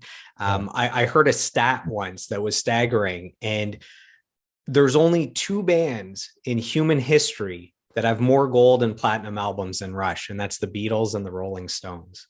Wow, I wasn't aware of that. So you'll have bands that have, Adele has one album that sold 30 million. She has a second album that sold 20 million. There's some bands that have that one juggernaut album and then a few pretty big albums. But across the board, it's like every Rush album goes gold or platinum. So just as a whole, there's like no more steady successful band across decades than Rush, except, Beatles and the Rolling. Like, these are the top three of all time. It's crazy. No, it's amazing. It's amazing. And again, it's that just speaks to the quality of the people involved and the talent and the songs. And hey, I wore out Moving Pictures. I wore out Permanent Waves, wore them out completely. I had to go buy a second copy of them because I just couldn't get enough of it. So I get it. you know. Yeah, it's an interesting position. It's funny, because I'll be honest, I go to some of the fan sites and I kind of creep through the comments and stuff. Not too often, but I do it. And everybody's been pretty, for the most part, there's been a lot of really cool comments, people accepting what we're doing just because I think they're very excited to have him making music again. Period. Because it didn't look like that was going to happen for the longest time. So, or at least in their world, it didn't look like it was going to happen for the longest time. So there's been some really, really cool comments. And then you get the odd one where you're just like, oh, dude, stop it. Yeah, but you know what? When you see that one comment, we're like, "This doesn't sound like Rush." You get a wave of people defending, saying, "Look, this man has given more to music than anyone else. He deserves to branch out and do something different, or open, be open to something else." Like everyone comes to the defense when there's that one keyboard warrior. I get it. Well, I find those things funny, but hey, it's four people making this music, and it's four ideas coming across, and everybody's idea is just as valid as anybody else's, and that that's a really refreshing way to work. You talked about knowing Andy and Alex and Maya as just other people in the band, people you hang out with, people you like. I have a quick story about Alex and Andy. So there's one point where I worked on a charity event for Rush. So it was one day. And so I was there and I was organizing all these volunteers. They raised like $140,000 in one day for charity. And we're getting organized, and then Andy shows up. He comes out, makes sure everybody's good. And then Rush shows up. So it was Getty and it was Alex. And there was all these people that those two guys knew, and they walked right by them and came to the volunteers first and to the fans first and introduced themselves. Thank you so much for coming out. Thank you for the support. They made sure that everyone else was good. And then they went to the people they knew and hung out, to give you a testament to, the kind of character that they have. And you would think that out of all the artists of all time who would have the maybe, the right to be above that, where they're so successful that the rules don't apply, they could be jerks if they want. They were as nice as could be. And actually on my fridge, I have a custom Rush card that they sent me in the mail, handwritten, saying, "Thank you so much for the help. We couldn't have done this without you." Their name signed. That's who they are. No, it's that's them. Again, I've only spent a little bit of time with Getty, and that was on a very professional level. So I was being on my best behavior, but they're just really, really nice guys. And, generous human beings, and they understand, they get it, they know who's putting the work in, and they know who's important, especially if you're trying to do a fundraiser event. It's they know why their records are where they are and why they are where they are and why they're in the Rock Hall of Fame. It's because of their fans, so they get it, and it's because of the people that have helped them along the way, and we're willing to help them along the way. So Envy of None has one cohesive vision going for it for the band. So what I mean is the name of the band, the image of the artwork and the album, the songs, the sound, the style, the lyrics, the vocal delivery. To me, it's all this one cohesive vision. So I don't know if that makes sense the way I'm describing it. Does. And I'm curious if that was something that was thought of, like that's on purpose, like this is the sound, what kind of image would match that for the music videos, what kind of artwork. It seems like it's just very well done. Like everything seems to work together as one package, one entity. This is a compliment. I don't know if it's coming off as a compliment. No, it is. It's very flattering. Thank you. It's also humbling. No, I think where that cohesiveness comes from is it's the same four individuals every time. So, there's going to be similarities, and there's going to be things that you see it as cohesiveness. We see it as that's just the way that we do things. Just organic. That's how it. Yeah, it's very, it's so often overused, but our process is so organic, it's ridiculous. There's never any master scheme or anything. It just really kind of, you have four individuals that for whatever reason can make music together. And we have this sort of commonality in that. And I think that branches out across all of the music. And that's sort of how that happens. And you take Maya's voice and put it on all of it, there's going to be that kind of cohesiveness that also happens. And the fact that her and Andy are responsible for all the lyrics, primarily her, really. And the melodies, you've got that kind of cohesiveness happening. So when it came time to doing things like the artwork, really what we wanted to do was make it about the project and, make it about this wonderful vocalist. And we started talking a little bit about, in separate phone calls and whatnot, about artwork that we liked. And the one sort of common theme that we always liked were things like Pink Floyd records, anything that Hypnosis was doing. That's one of the things that we kept coming back to. And Andy started doing deep dives into artwork. And I think the artist's name is Eli Riscala, and he works for, he's got a company called Plastic, and they're based out of Lebanon. And as far as I know, it's more like fashion kind of photography and things along those lines. But he found the image, and we reached out and said, can we do this and this?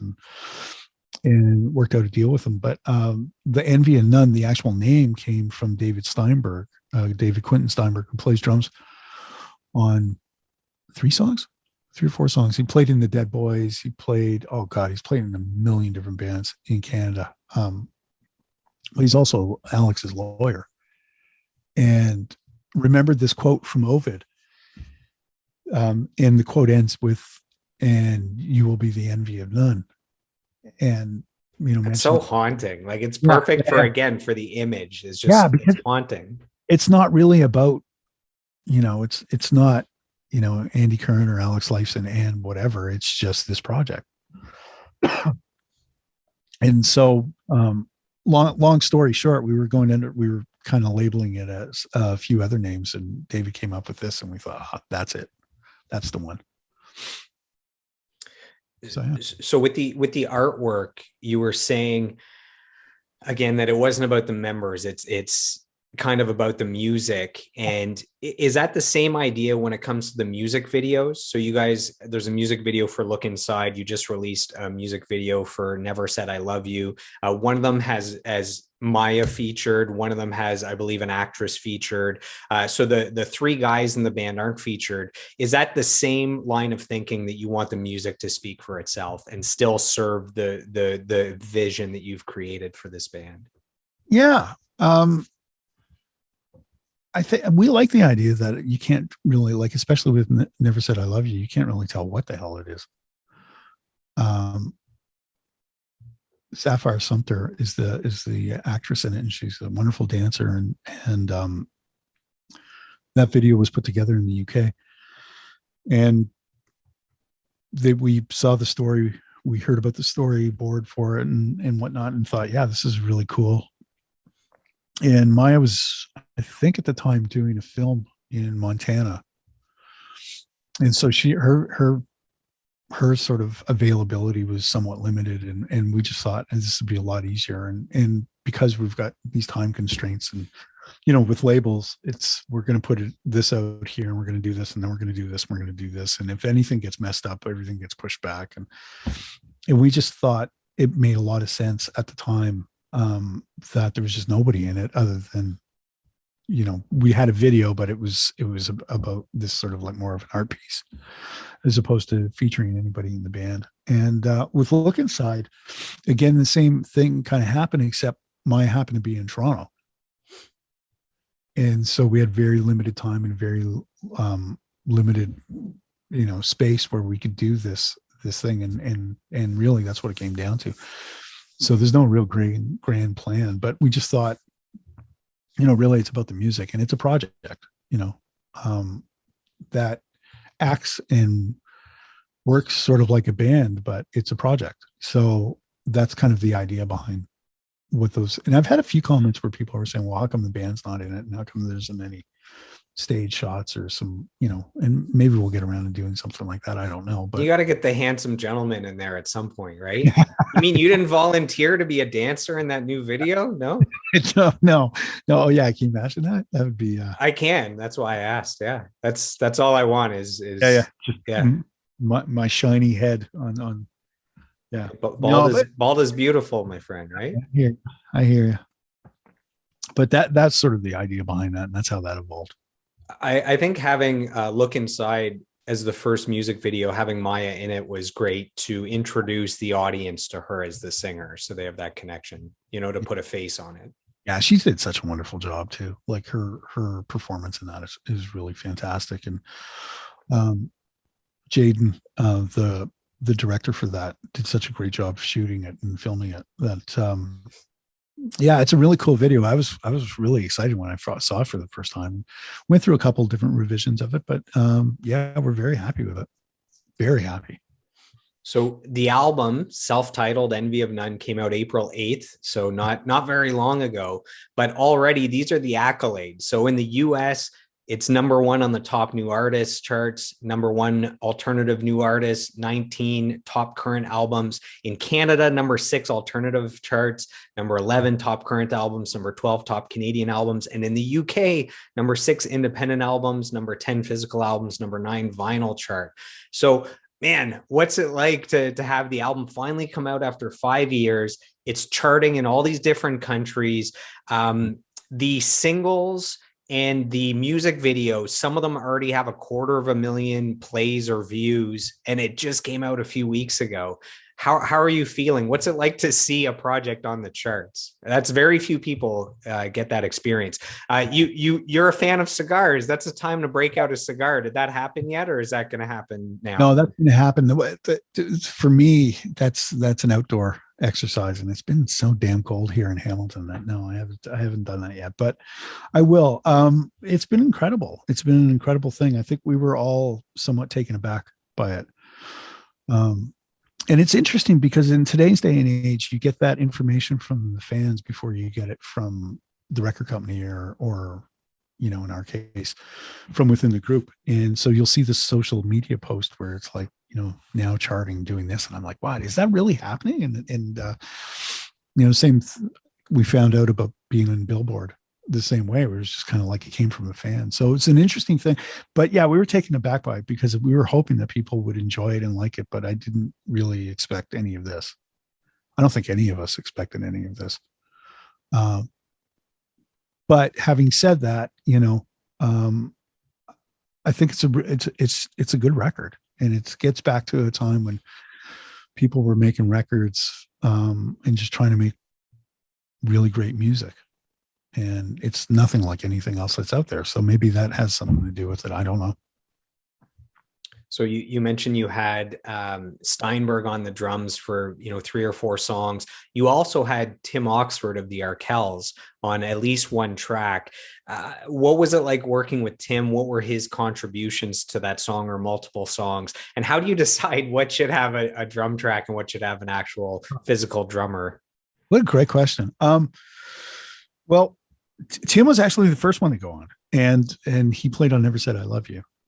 And on the big single. That's exciting. Yeah, that's Tim killing it. And what happened was Tim's a friend, and he's been a friend for a very long time. He's a dear friend.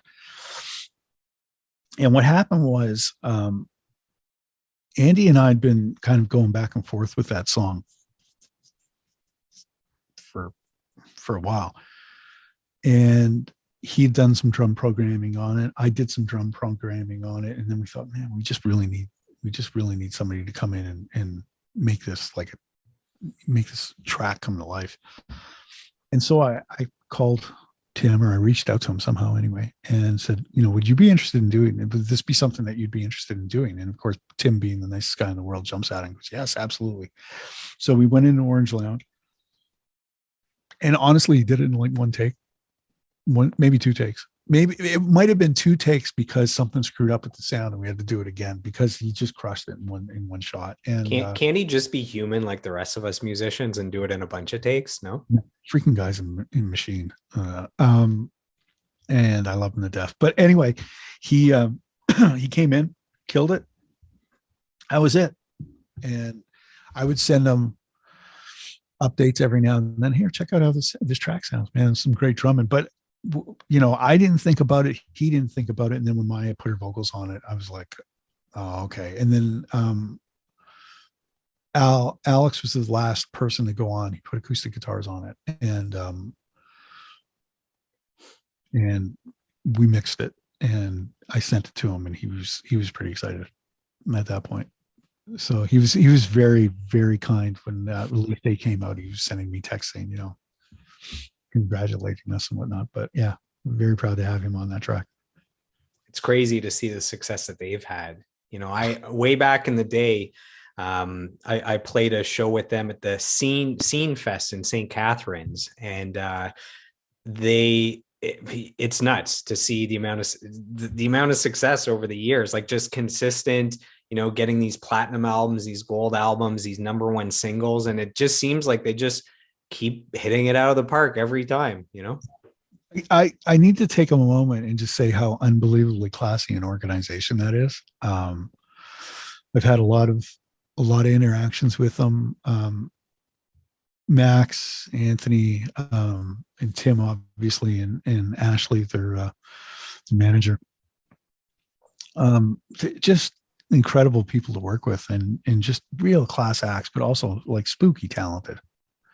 I don't really know Mike all that well, and I haven't really had any interactions with Nick, but the others just obviously they're great people too, because you wouldn't be if you're not a great person, you're not in that organization. So just wonderful, and I couldn't be happier for them. Really couldn't be happier for them. They're doing so well. We have a fan question sent here. This is from Instagram. So this is brooks.berg on Instagram.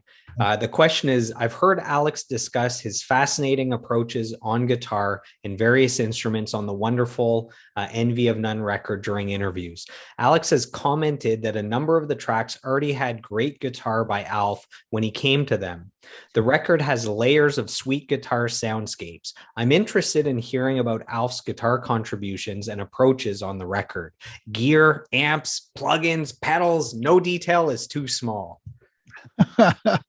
All right. We have a tech head here. You have a tech head. I love it. Well, I used a bunch of different guitars on it. And some of them are right behind me here. I've got a Telly that's all over that record, and a Les Paul that's on that record, and the Ibanez, I believe, made 1 or 2 appearances. The amp I tend to use is an HT5 Blackstar amplifier, so it's all real amps. And I'm going through, typically I'll go through a thing called a 2-notes captor, which is like an amp cabinet load box. And I record that directly.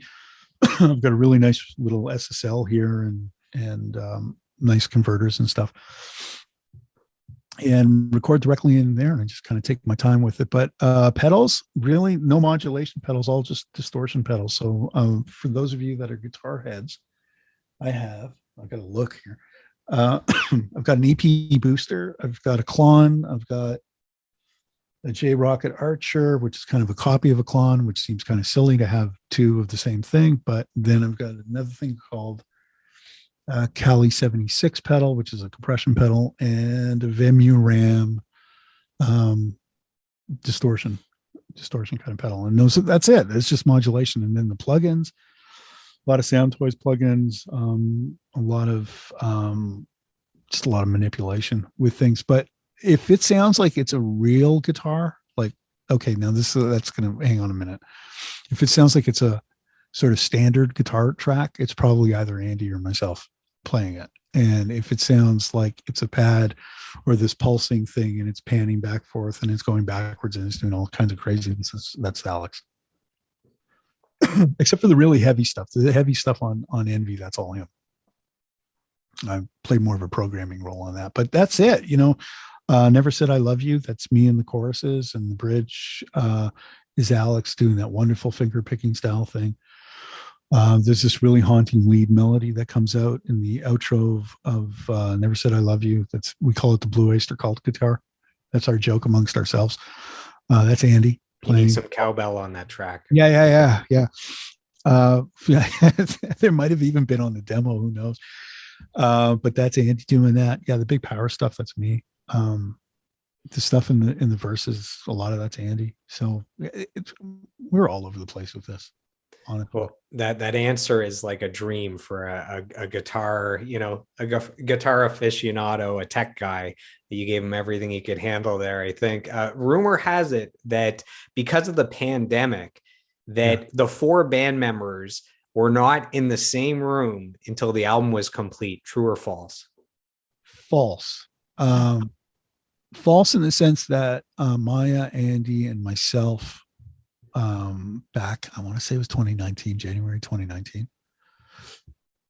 Excuse me. We were at Halo Music in Hamilton, recording drums and some vocals with David Steinberg, and at Orange Lounge doing Never Said I Love You, the vocals for Never Said I Love You, and the vocals for Enemy at Orange Lounge. So the 3 of us were in the studio. But Alex, Andy, myself, and Maya have been in the studio for interviews and photos and things like that, but we haven't actually been in the studio making music.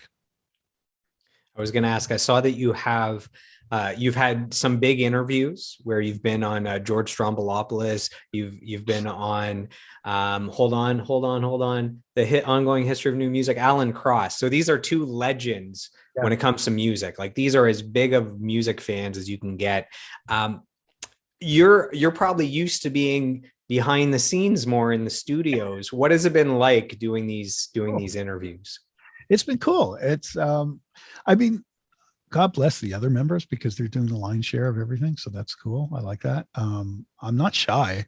I talk for a living outside of doing music. So it's not something that I'm scared of doing, but I kind of know my role, and my role is to be a member, but I'm also sort of almost kind of like the behind the glass kind of guy in the group too. So I get it. And let's face it, I mean, I would want to talk to Maya and Alex and Andy if I was somebody else. So I get it. It's all cool. But it's been fun. It's been a fun trip because, we were joking about how this is not really my thing, right?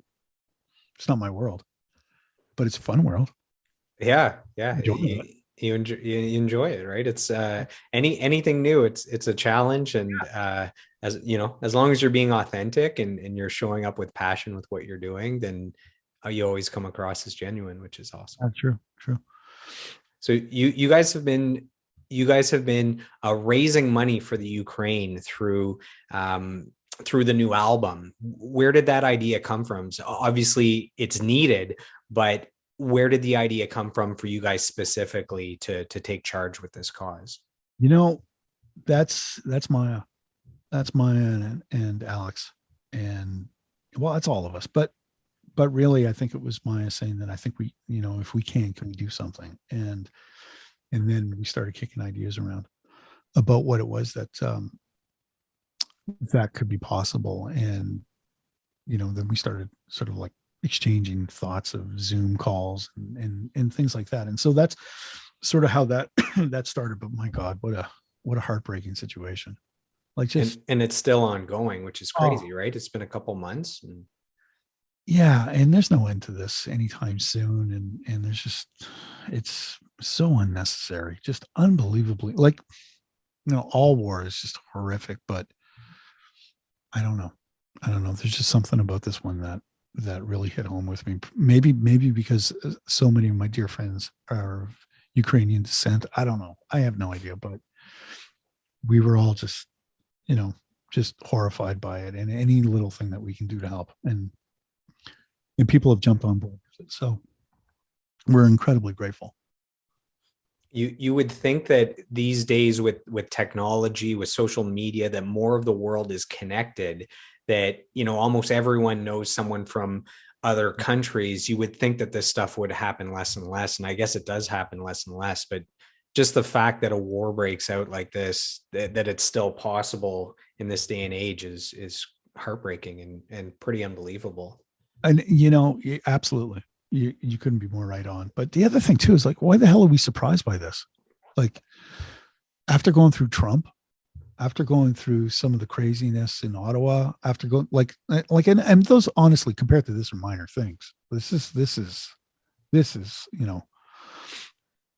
almost on a unprecedented sort of scale.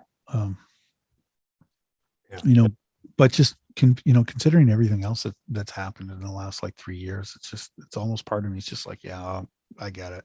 Here's another one. Yeah, I guess there's a big difference between protests and then actual war where people are losing their lives. Like it's hard to believe when you see the stuff on the news and you think about us in Canada. You just can't fathom that ever happening, where you have to leave your home, where people are dying, where you have to pick up a gun yourself and defend. Like, man, anytime, even fictional, anytime I'm reading a book about war or seeing a movie about war, I can't imagine myself going to war. It's like, how do you know who's on your side and who's on? It's not like you're in red and they're in green. Like, how is there not friendly fire? Like, going out knowing any moment could be your last, like your friends passing away. I just, you get that feeling in the pit of your stomach when it's fictional. And then you see that this is really happening. And we personally know people in the Ukraine, and it's strange times. Yeah. It's just heartbreaking. Just all of it's heartbreaking. And I don't really know any other way to sort of like express it than that. It's just, Andy and I were talking about this the other day, and he was watching this woman who was walking through the rubble of what used to be her home, where she raised her family, and her husband and her lived forever, and now it's just not there anymore. And I was just like, oh my God. And it's one thing if it happens with like an earthquake, you can't control that. That's act of God or whatever. But this is just so unbelievably unnecessary, at least in my opinion.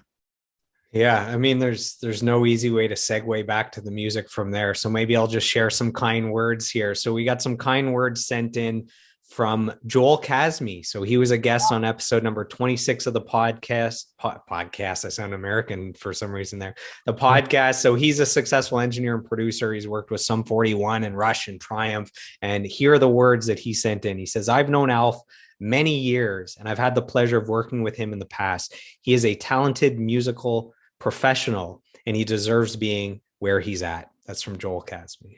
Very nice of him. I'll pay Joel the checks in the mail.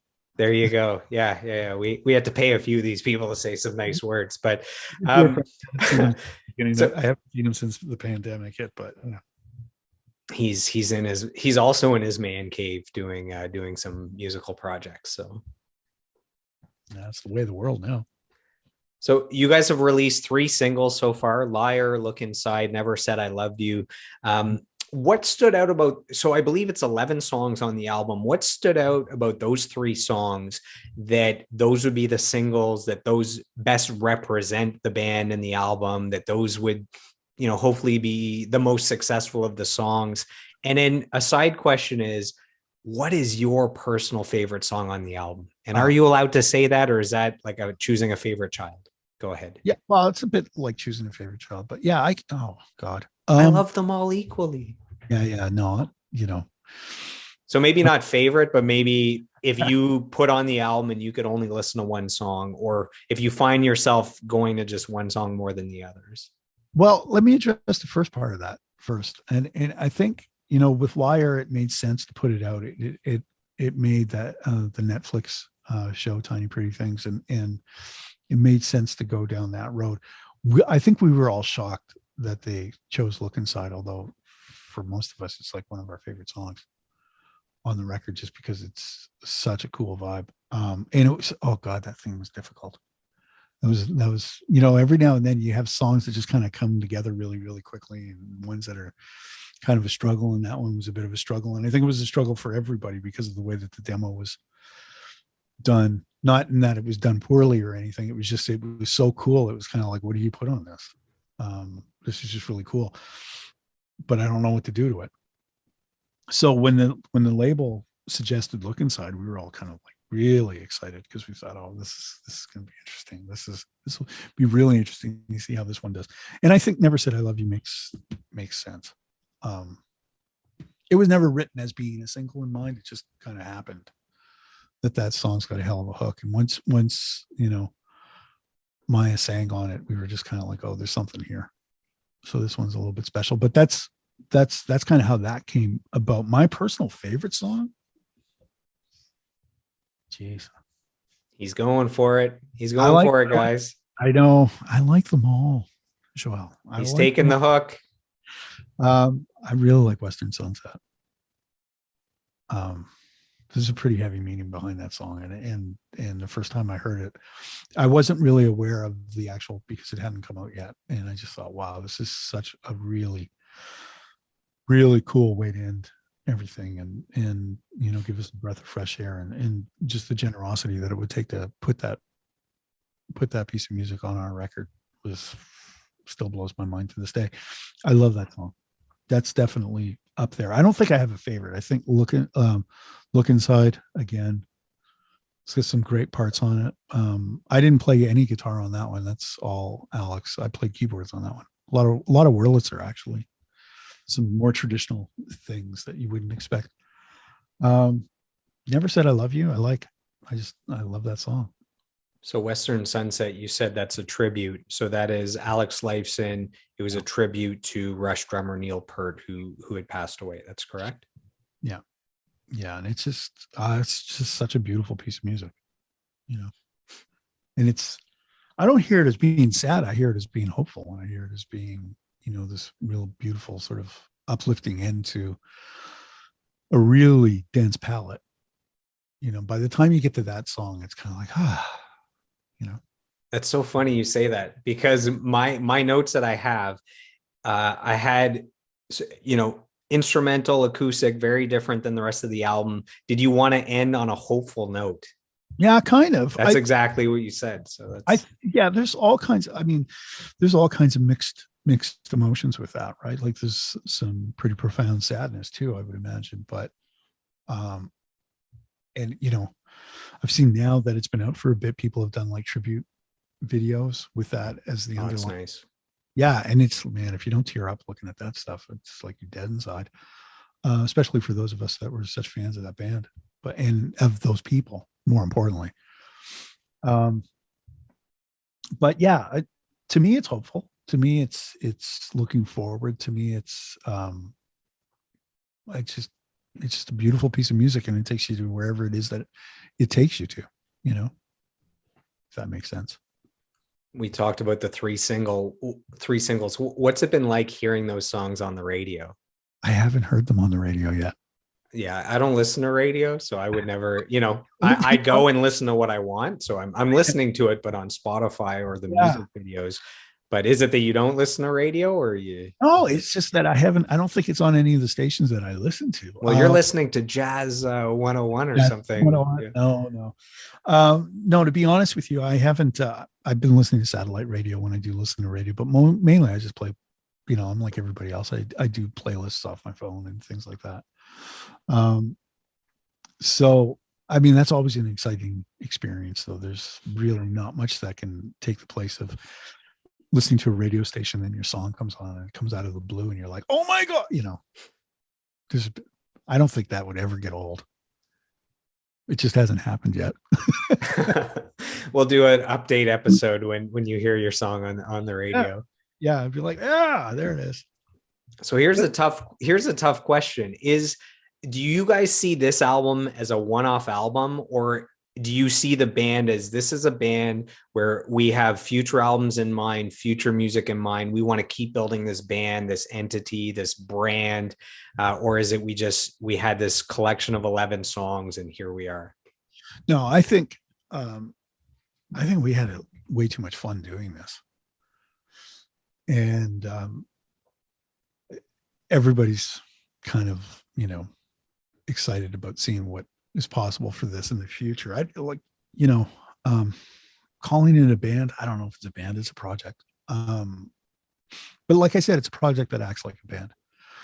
And I believe I've seen in interviews. I haven't actually discussed this with him, but Alex said he's got a folder on his desktop that says NV2 on it. And I know that Andy sent him some things, and I know the songs that he sent him. And we'd had discussions about continuing on because we just had so much damn fun doing this. And I mean, really, that's what it comes down to, right? Like if you're doing music and you're not having fun doing it, why are you doing it? You know, because it's so difficult. It's so taxing and it's so all consuming. It's like, if you're not having the best time in the world doing it, why bother? So we had a great time making this. So I can definitely see us moving forward and having the second. That's breaking news. NV2. So maybe we'll do the Led Zeppelin albums 1 through 4. We'll have NV2 Right. and we'll go from there. Billy Yeah. Talent made it to Billy Talent 3 and then decided we can't do 4 because then it's exactly Led Zeppelin. So they made it 3 albums deep. Maybe you'll do to 2 and then switch the names. Out of all bands that you're going to copy, though, it's a pretty good one. That's true. You should copy from the best. So as we wrap up, are you good if we do a few rapid fire questions? Yeah, sure. All right. So you when we talked before the interview, you mentioned that there's no plans for like a big tour in support of the album, but maybe there's consideration for a launch show or some local shows. What are your thoughts on if anyone could see the band live? And there's got to be some demand for that now that the album's out. Well, we've briefly talked about how we kind of see this working and playing out. And it's probably another Zoom call coming, to be honest with you, exactly where this goes from here. But because that tends to be how we do things. We do things through like Zoom calls and Zoom chats and whatnot. But I've seen in the other interviews, Alex saying that, you know, he sees possible one-off shows here and there and things like that. And I think if it was going to happen, that would be the way that it would probably exist. And we're open to it. We're definitely open to it. So does that mean we're going to do it? I don't know what it means, but it means that we're open to it. And I think if we do it, though, we want to do it properly. So we don't want to just get up and do it for the sake of doing it. We want to do it and we want to make it as impactful as what we feel the music needs to be. So it would have to have the right lighting, and it would have to have the right sound, and it would have to have the right parts being performed. And it would probably take a hell of a lot more musicians than the 4 of us to pull it off. And I saw Massive Attack quite a while ago now, when Heligoland came out, and there was, I think, 9 people on the stage, but it was an unbelievable experience, and the lighting was just amazing, and it was incredible. And you know, I've always in my mind's eye kind of thought if we did something, it would probably be like that. So it'd be pretty grandiose, but it would be in a smaller place where we could control what was going on. But I have no idea. I was gonna ask you. Top of my head. I was going to ask you, what's the best concert you've ever seen? And maybe that's the answer, the one you just gave. And I was going to say that the best concert I have ever seen is 9 Inch Nails. And that would be great inspiration for you guys for the type of lights and video and image and sound. Well, I saw 9 Inch Nails at Molson Park during the Downward Spiral tour. And it was one of the most violent things I've ever seen in my life. Easily one of the best shows I've ever seen. It was crazy. Guitar player got knocked out. Like out cold at the end of, like, got hit in the head with a guitar or something, and he was down, and the roadies dragged him off the stage. It was nuts. There's just a corpse that got dragged. It was incredible. It was amazing. Wow. And I remember because Soundgarden was coming on after them, and I thought, I don't know how the hell you can't follow that. Nobody can follow that. Like, what was that? I don't even know what that was. Yeah, Massive Attack was up there. Tom Waits. Wow. Tom Waits, man. Oh my God, I saw him on the Mule Variations tour. I laughed, I cried, I became a better person. It was crazy. Is that a haunting show as well? Like, I think of the records I know, like, is it Rain Dogs? I think that's the album that I know. Yeah, Rain Dogs. Oh, Mule Variations is just an absolute work of art. I'll have to check that one out. It's just, oh my God, this is crazy. But what a great show. But I saw Peter Gabriel as well. I saw him on the Up tour. And again, that was another one of those moments where it's just, but that was like the spectacle of it, you know, and the songs and all that sort of stuff. So yeah. True or false? If Envy of None does just one show, period, is it a Toronto show? Oh God, I don't know.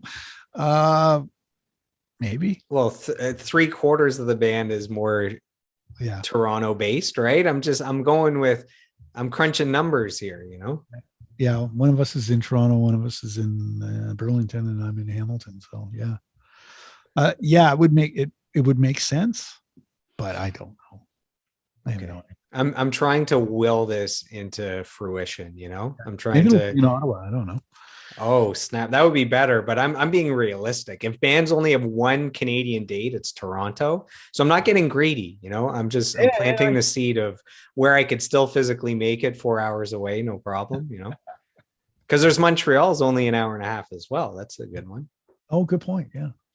Love going to Montreal. Love Montreal.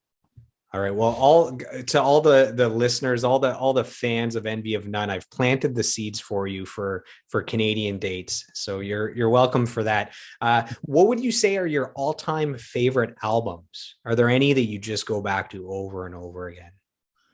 Oh, these are the music lover questions. Yeah. Oh boy. Geez, that's so difficult for me. It's one of those favorite children. Yeah, Talk, Color of Spring. Talk, Color of Spring. That album is definitely a Desert Island record for me. That is just such a wonderful experience from beginning to end, in terms of, for me at least anyway. A lot of people picked the record after that, which was called The Spirit of Eden, but for me, The Color of Spring was just the production on it and the songwriting on it and everything about it. There's another band called the Blue Nile, and their first two records, Hats and the Blue Nile, to me are just incredible songwriting. Again, from a similar period too, so maybe that seems to be kind of a theme going on here. That Tom Waits record, Mule Variations, for me was just, crazy. John Hyatt, Bring the Family. John Hyatt. My dad will be impressed. I saw him in Chicago, and my God, what a songwriter. It's just, what a great songwriter. And Pink Floyd. Which ones? Oh, so Wish You Were Here is my number one favorite album of all time. Yeah. Wish You Were Here. But I mean, there's The Wall, there's Dark Side of the Moon. It's pretty hard to beat that. I remember being a teenager and I smoked a joint and heard Dark Side of the Moon, and I think it changed my life. It took you to another universe. Yeah. I was never really the biggest fan of The Wall, but that record, I was like, whew, that's crazy. But a lot of Gary Newman, the Pleasure Principle album. Crazy. Aerosmith. Yeah, I don't know, man. There's too many. So Aerosmith, back when they were like considered hard rock. I know Andy said that he thinks, we've had conversations, and he's all about rocks. He loves rocks. I'm more of a Toys in the Attic kind of guy, but regardless, it's the same era, same period. Yeah, I went and so Rolling Stone has their list of the 500 greatest albums of all time. I went and listened to all of those. Like, it literally took like a year, and there's a bunch of Aerosmith albums and their earlier albums. And I was surprised, a lot of the Aerosmith stuff that we know that's more current is the poppier, the I Don't Want to Miss a Thing, the ballads, all that stuff. And I'm listening to these albums, and it's like they're like rock.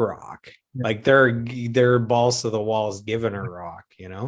My jaw was on the floor the first time I heard Toys in the Attic. I was just like, what am I listening to? Actually, this is funny because I think I got Toys in the Attic and Rush 2112 at the same time. So 2112 was like a very, very different experience than Toys in the Attic. Toys in the Attic is kind of down and dirty and just rock and roll. And 2112 was this experience. Yeah, to smoke another joint for 2112. Yeah, well, I was a little young at that point, but I will tell you, and I'm not saying this just because of, but I really did wear out Moving Pictures and Permanent Waves, those two records, and the live records that came subsequently afterwards. I was just enamored.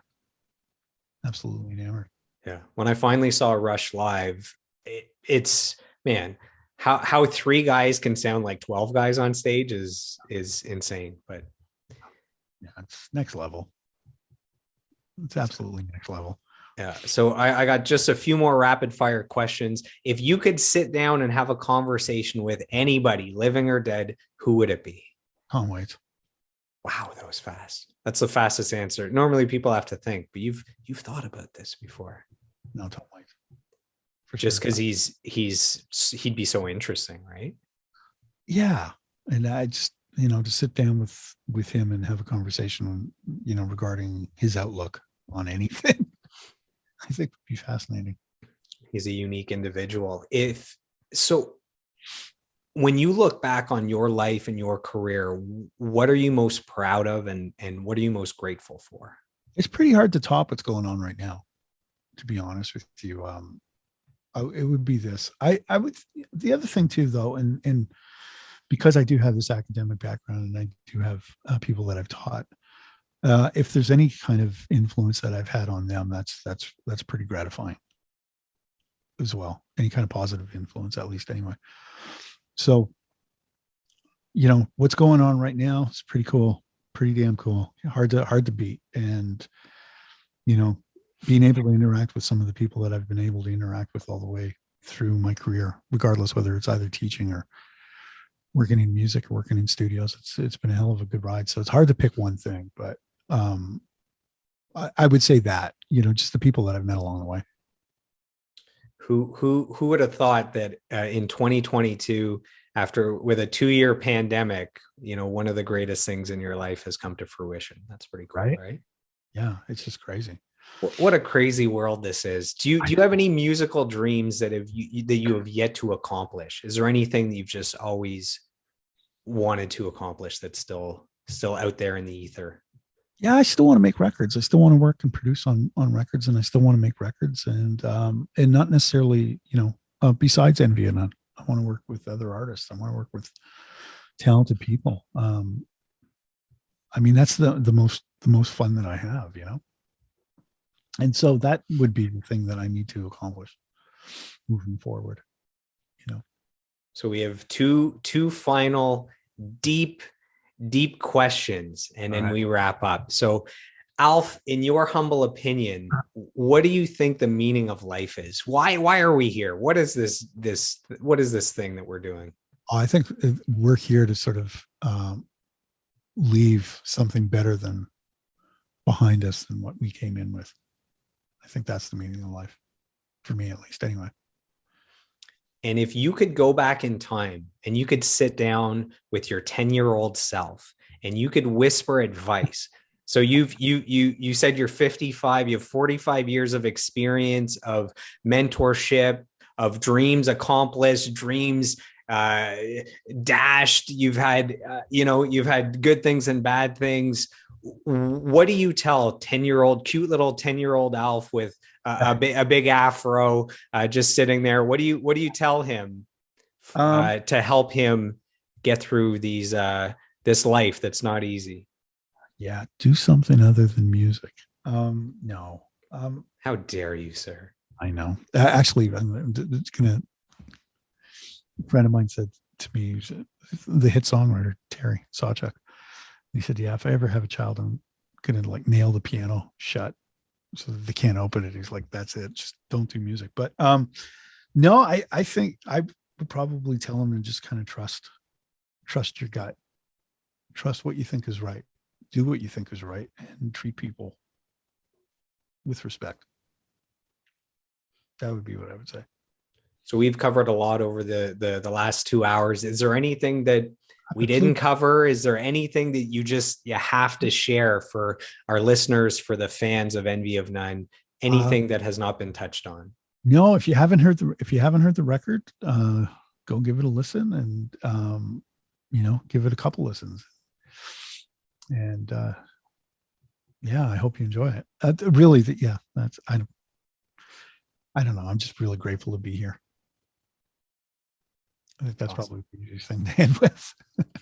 And if our listeners want to listen to the album, if they want to find out more about the band, if they want to reach out to you personally to say, "Hey, I loved the interview. Hey, I'd love to make an album with you, whatever it is, where do our listeners, where do the fans find you online as far as, say, website, Facebook, maybe Instagram?